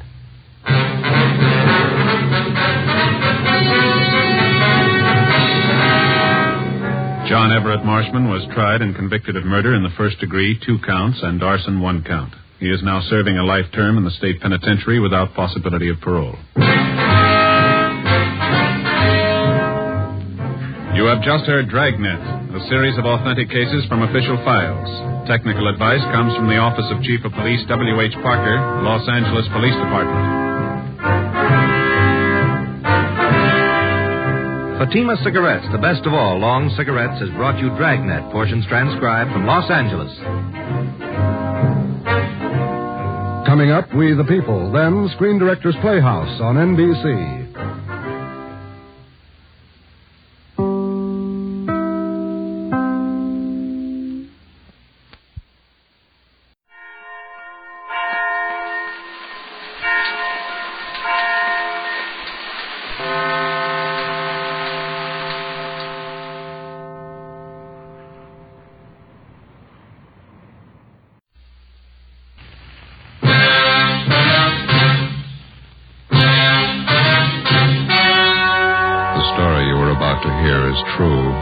Only the names have been changed to protect the innocent.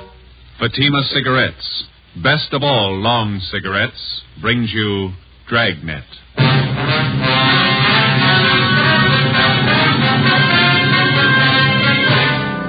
You're a detective sergeant. You're assigned a bunco detail. A gang of petty swindlers has set up operations in your city. They're experienced, cunning. They work fast. Your job, get them.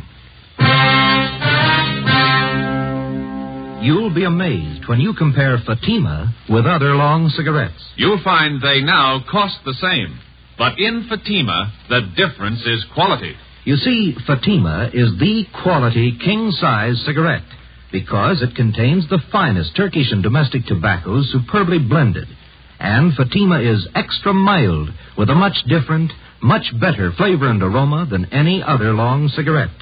Because of its quality, its extra mildness, its better flavor and aroma, Fatima has more than doubled its smokers coast to coast. So try comparing Fatima yourself.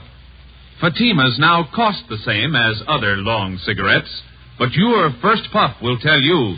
Ah, that's different. Yes, in Fatima, the difference is quality. Ask your dealer for Fatima, the quality king-size cigarette.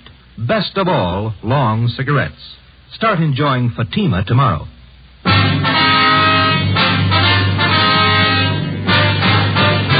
Dragnet, the documented drama of an actual crime. For the next 30 minutes, in cooperation with the Los Angeles Police Department, you will travel step by step on the side of the law through an actual case transcribed from official police files. From beginning to end, from crime to punishment, Dragnet is the story of your police force in action. It was Tuesday, December 14th. It was cold in Los Angeles. We were working the day watch out of bunco detail.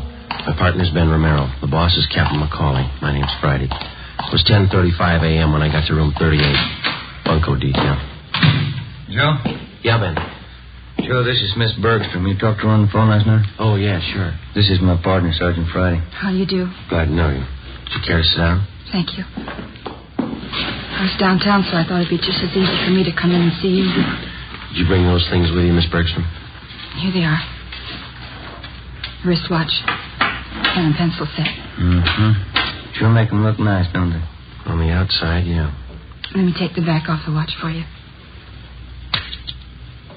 There. You can see for yourself, Sergeant. It's junk, not worth 15 cents. Charged me $48 for that watch. Said it was wholesale. He wasn't making any profit on it. Told me he was doing it because he'd known Harry so well. Watch only ran for a day, then it stopped. How about the pen and pencil set, miss? This is bad. Pen's just a shell, won't even write. Same with a pencil. I paid him $30 for them. Mm-hmm. This engraving on the pen. With love from Harry. That's Harry's boy I was engaged to. That's how the man got me interested to start with. Came to my house and gave them to me. The watch and the pen and pencil. Said Harry had ordered them as presents for me. See? I just had to cry when he brought them. Poor Harry. When did this man come to your home, Miss Bergstrom? Yesterday morning.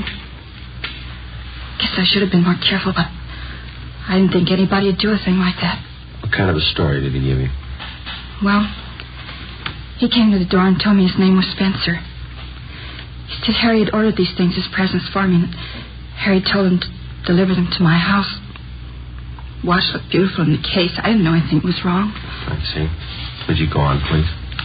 He told me it was a special order. Said Harry had written him from overseas a week before. Harry was in the Marine Corps, you know. Mm-hmm. Well, he said he hoped the engraving was all right. The way Harry wrote he wanted it in his letter.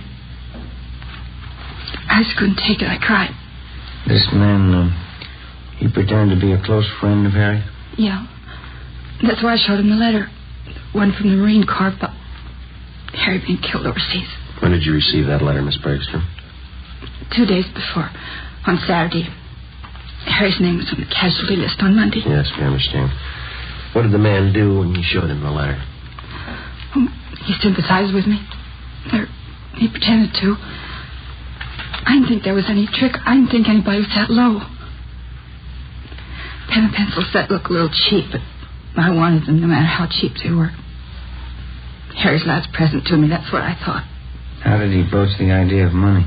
Well, when he was ready to leave, he told me Harry had ordered the things on credit.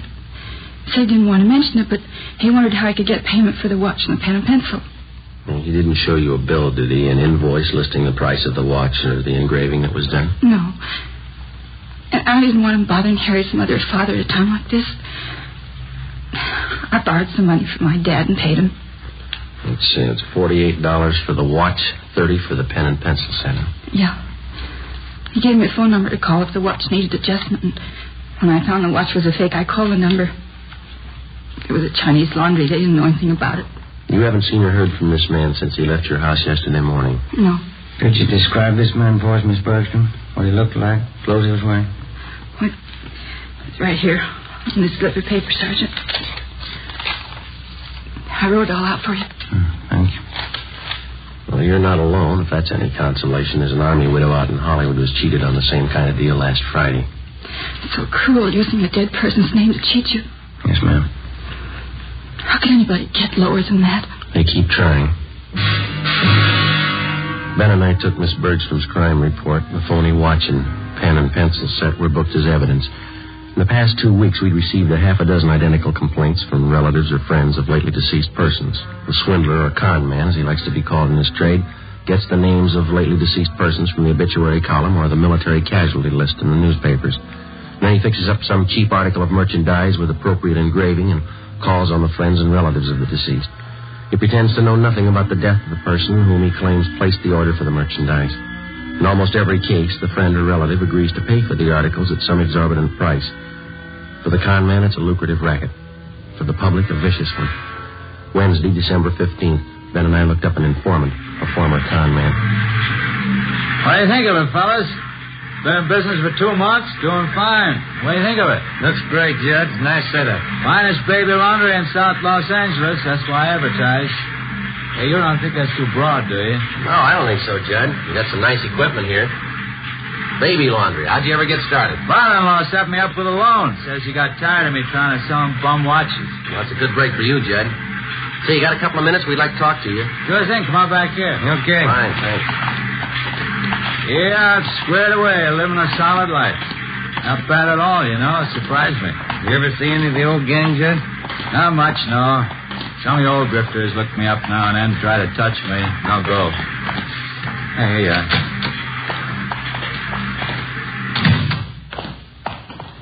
Pull one up. Yeah, thank you.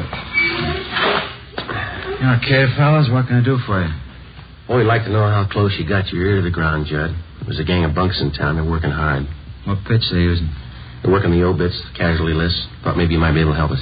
I don't know. How long you been going? Last couple of weeks. Had half a dozen reports on them. That's one thing they never could tap me for. Obituary racket. Lousiest racket there is. Can you do anything for us? I heard one little rumble about it. 4 or 5 guys in the con mob. That right? We know that, Judd. Where can we look for them? You know my position. When I quit the game, I quit. The only contacts I make are when some of the old boys come around for a touch. Well, how much have you heard about the gang? What I said, there's 4 or 5 of them out of the Middle West, I think. You got any idea at all where we could start looking? Well, I can start checking for you. You nailed any of them yet? We've got to find them before we can arrest them, Judd. Yeah, well, as I say, when I quit the game, I quit. But maybe I can take a few soundings for you. Can't promise you anything. I'm strictly on the up and up. Okay, Judd. You know where to get in touch with us. We'll appreciate anything you can do. Yeah, well, you've helped me plenty of times, fellas. Wouldn't hurt a bit to tab that bunch. I'll walk out with you. Yeah, see, you got all the machines going. Baby laundry business must be pretty good, huh? It's a staple commodity, fellas. Kids always need a fresh change. Just a minute. Yeah, look at this. Just look at the size of it. Yeah. You ever see anything so small in your life? It's cute, huh? Yeah, what is it? New kind of soakers, I think. Let's see the label here. Yeah, Mother Greg Super Soakers. Kids things, you sure give me a wallet, you know? Hey, we might as well check the office while we're here, Ben. Can I use your phone, Judd? Yeah, right over there on the wall. You got change? Yeah, thank you. I have.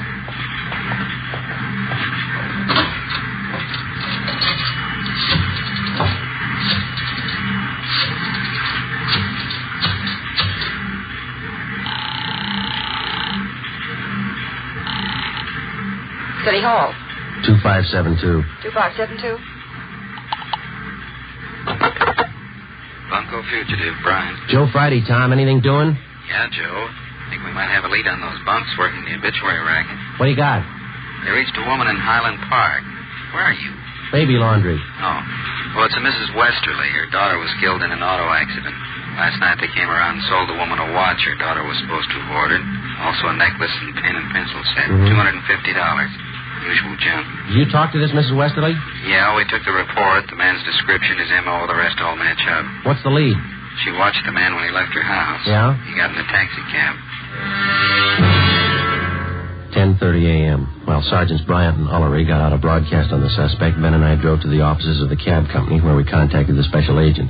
He helped us check the way bills for the preceding night. On the way bill for cab 213, we found the trip listed. Starting point, the intersection nearest the Westerly home. Destination, a hotel on South Flower Street. We went to the hotel and interviewed the desk clerk. From the description we gave him, he identified the man as Fred G. Norris from Minneapolis. At least that's the way he'd signed the hotel register. The clerk told us Norris wasn't in. We had him show us Norris's room. In his suitcases, we found quantities of dime store costume jewelry, monogrammed, and 24 cheap wristwatches and wallets and handbags done in poor quality imitation leather. Also a portable engraving set. The clerk told us that Norris was expected back shortly. We told him to say nothing to the suspect when he arrived. We called the office and arranged for a stakeout at the hotel, and we drove back to the office. 1 p.m. They told us Norris had been recognized from his description and picked up by Unit 17R on the way back to his hotel shortly before noon. Ben and I joined Sergeants Ullery and Bryant in the interrogation room where they were questioning the suspect. He looked about 40 years old, white, male American, about 6 feet tall, 170 pounds. He would admit nothing. Bryant kept questioning him. You're wasting our time on your own, Norris. Face it. You were playing a rough game and you lost. Now, how about it? You're going to feel pretty silly when you find out you got the wrong guy. Who do you work for, Fred? You can do what you want about investigating me. You haven't a thing to hold me on. There's no use wasting any more time. You got that list of victims? Yeah. These are the ones that tabbed Norris. All right, thank you. A couple more here, Joe. Thanks, Fred.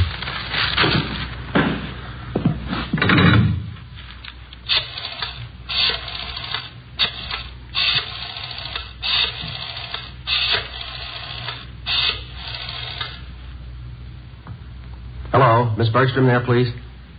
Oh, this is Sergeant Friday, Miss Bergstrom. Bunco detail? Yeah, we picked up a suspect. We'd like to see if you can identify him. Would it be all right if we sent a card for you right now? All right, fine. Thank you very much. Bye.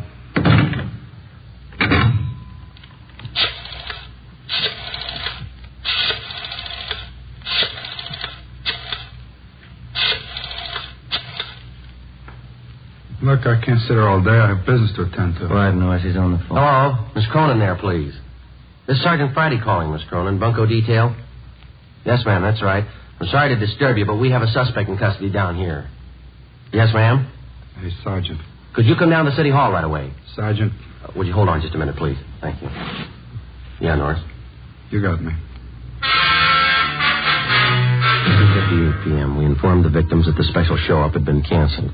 Then we called in a stenographer and had her take Fred Norris's statement. In addition to listing the crimes he committed, he also told us that there were 6 men in the Bunco gang besides himself. He gave us the names and descriptions of each one of them. He stated that they'd been operating in Los Angeles for the past 4 months. Norris said that none of them had ever met the leader of their Bunco gang. The only contact they had with the leader was through one of the older gang members, a man by the name of Wesley Fisher. Before Norris was taken to Central Jail for booking, he gave us the address of the house where he had been living with the other gang members. Norris's information on the suspects was checked through R&I. We got one mate, Wesley Fisher. He had one prior arrest 2 years before on a grand theft charge, but he'd been released for lack of evidence.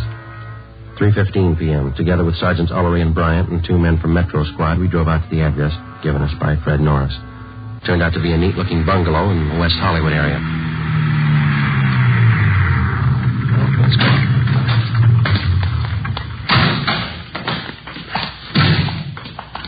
We can take the front door, Joe. Yeah. Say, Tom. Yeah? You want to have Johnson and Brewer cover the back of the place, please? Okay, Joe. Maury and I will cover the side. Thanks. Let's go, man.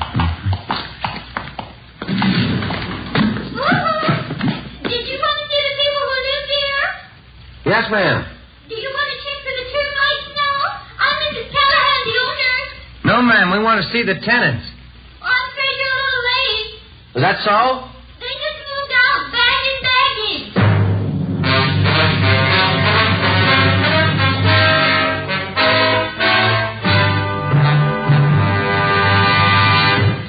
You are listening to Dragnet, authentic stories of your police force in action.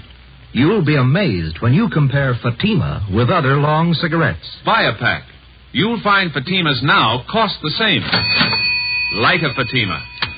Ah, that's different. What a difference. Yes, friends, in Fatima, the difference is quality.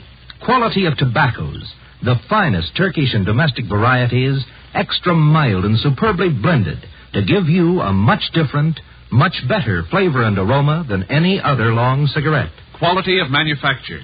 Smooth, plump cigarettes, rolled in the finest paper money can buy. Quality, even to the appearance of the bright, clean yellow package, carefully wrapped and sealed to bring you Fatima's rich, fresh, extra mild flavor. Try comparing Fatima yourself. Fatimas now cost the same as other long cigarettes, but your first puff will tell you... Ah, that's different. Yes, in Fatima, the difference is quality. Ask your dealer for Fatima, the quality king-size cigarette. Best of all long cigarettes. Start enjoying Fatima tomorrow.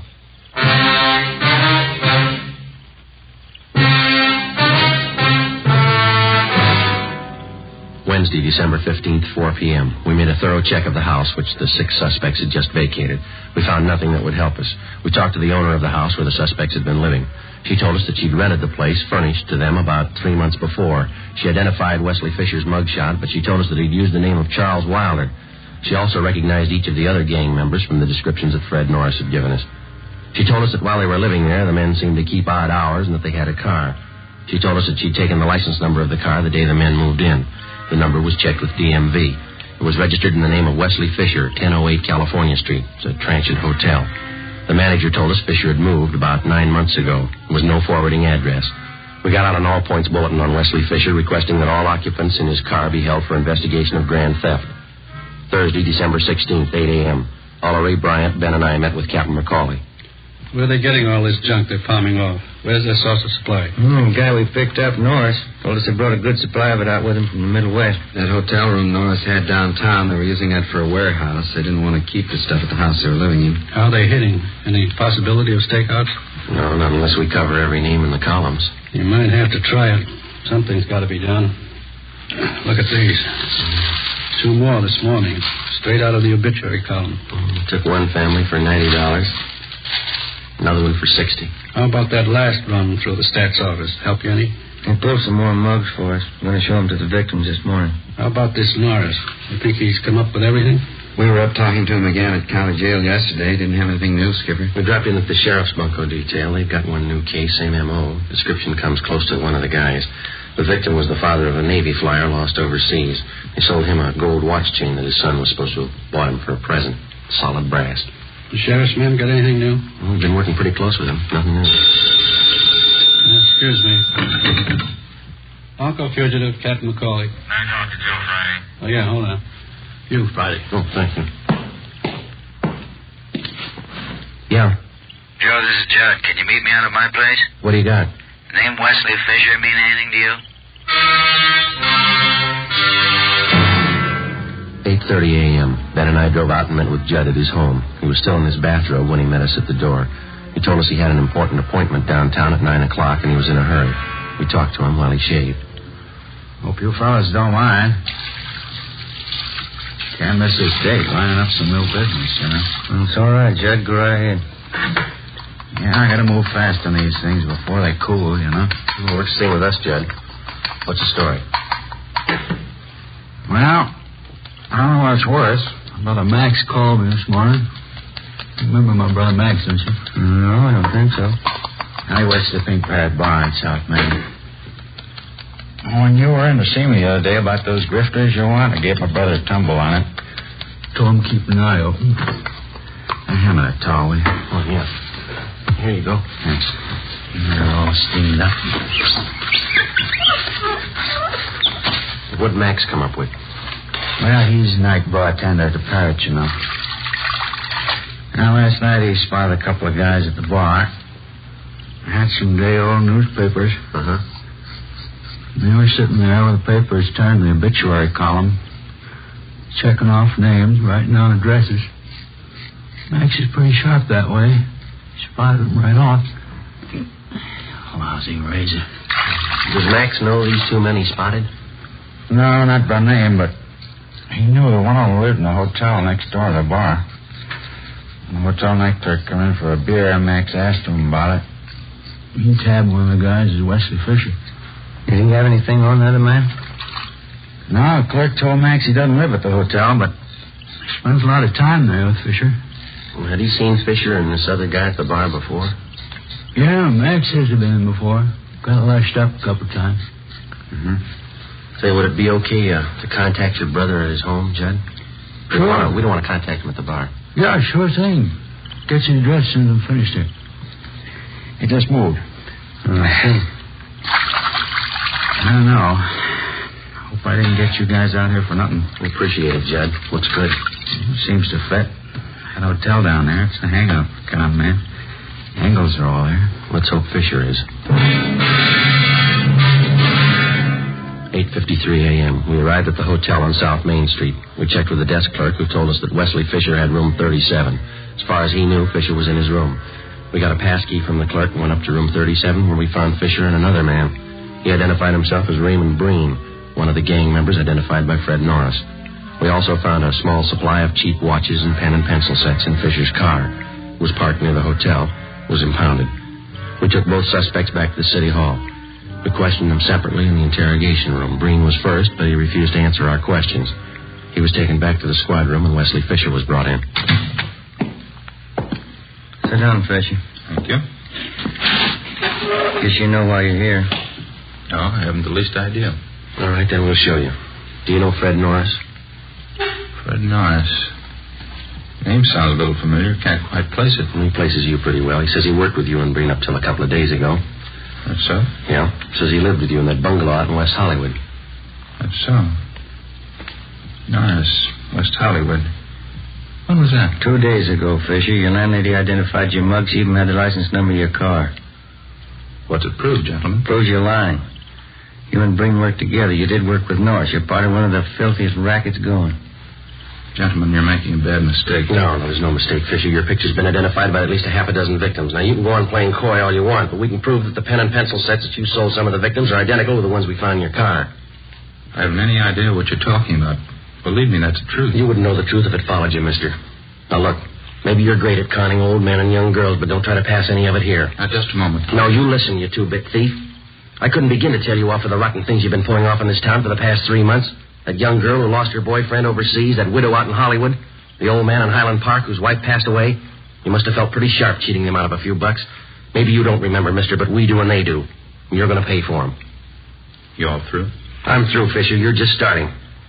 I have nothing further to say, gentlemen. You can talk to my lawyer. We'll give him your new address. Yes. County jail. Suspects Wesley Fisher and Raymond Breen were booked and transported to the county jail. Both of them were positively identified by the victims.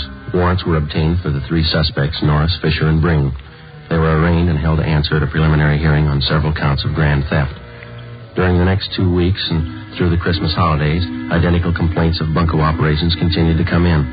Friends and relatives of lately deceased persons were still being victimized. The gang's operations continued as usual. There was only one change. The crime report showed that a woman was now operating in the obituary racket along with the male suspects. Christmas came and went. On New Year's Eve, Ben and I were assigned to standby duty. A few minutes before 8 p.m., we got a call from the county jail that Wesley Fisher wanted to see us. Went to the 10th floor of the jail, the interview room. I'm not going to take all the heat. They're in just as deep as I am. If they can't do right by me, I'll square it up myself. I'll tell you everything I know. Go ahead, Fisher. What is it? Her name's Betty McGraw. She's the one you've been looking for. The whole idea was hers. She planned it out. She got everybody together. It was her show. Where can we find her? 213 Foster, apartment 8. Wesley Fisher gave a complete statement of all his crimes and also implicated the other members. He told us Betty McGraw was his girlfriend. She'd come up with the idea for the obituary racket. She gathered the men together for the job, and it had been planned that she was to stay in the background. In case of trouble, she would furnish aid to the gang members in the form of bail bond money and lawyers. She received a percentage of the take from each of the gang members. We checked her through R&I. She had a criminal history dating back 11 years. We obtained her mugshot. 10:30 p.m. We went out to the address Fisher gave us. A maid answered the door. She told us that the McGraw woman was not there, that she'd gone to a New Year's Eve celebration at a downtown hotel. It was 11:15 when we got there. We identified ourselves to the special officer at the hotel and showed him the mugshot of Betty McGraw. He thought he'd seen her at the main bar. We started looking. Sure do pack 'em in. Yeah. Say, excuse me, please. Can I get through here? Thank you. Sorry, excuse me. Hey, Joe, move this way. I think we can get through. Okay, do you see her yet? No, they're jammed in there. I can't see a thing, but... Hey, wait a minute. Yeah. Can you see down at the end of the bar there? Where? Kind of black red? Oh, yeah. That's her. Would you let us through here, please? Excuse me. Sorry. Joe? Right behind you. Is your name Betty McGraw? Is your name Betty McGraw? Yeah, Betty McGraw. I don't know you. Who are you anyway? Police officers. We'd like to see you outside. Of course. I'm saying it is. This is where the party is, right here. Let's go, lady, outside. Is there a bar outside? I didn't know there was a bar outside. Okay, Ben. Come on, Lenny. I don't know you at all. I'm not going to you.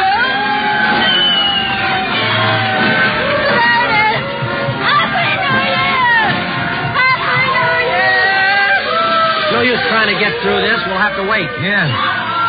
Well, Happy New Year, Joe. Yeah, same to you. Maybe next year we'll have it off. I don't know why.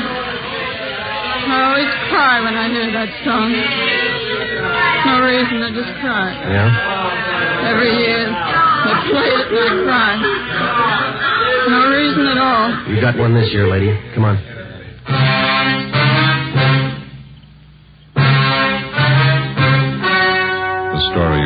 heard was true. Only the names were changed to protect the innocent. On March 28th, trial was held in Superior Court, Department 93, City and County of Los Angeles, State of California. In a moment, the results of that trial. Now, here is our star, Jack Webb. Thank you. In the past few weeks, I've asked you to send me the names of cigarette dealers who are out of Fatimas. You see, the demand for Fatimas is so great that I want to make sure that all of you can buy them. So keep your letters coming. If you find a dealer fresh out of Fatimas, let me know and we'll have something done about it. Write your dealer's name and address on a card and mail it to me, Jack Webb, Post Office Box 951, Hollywood 28. That's Jack Webb, Post Office Box 951, Hollywood 28. Now for you, Mr. Dealer. The coming holiday season will find new thousands insisting on Fatima quality. So step up your order for Fatimas tomorrow. Get in on the increasing demand for the quality long cigarettes.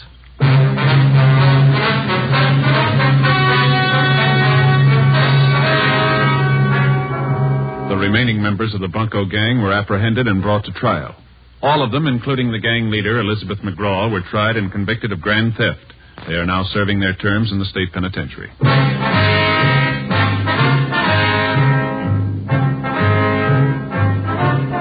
You have just heard Dragnet, a series of authentic cases from official files.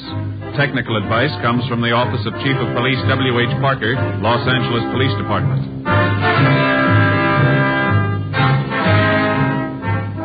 Fatima Cigarettes, the best of all long cigarettes, has brought you Dragnet, portions transcribed from Los Angeles.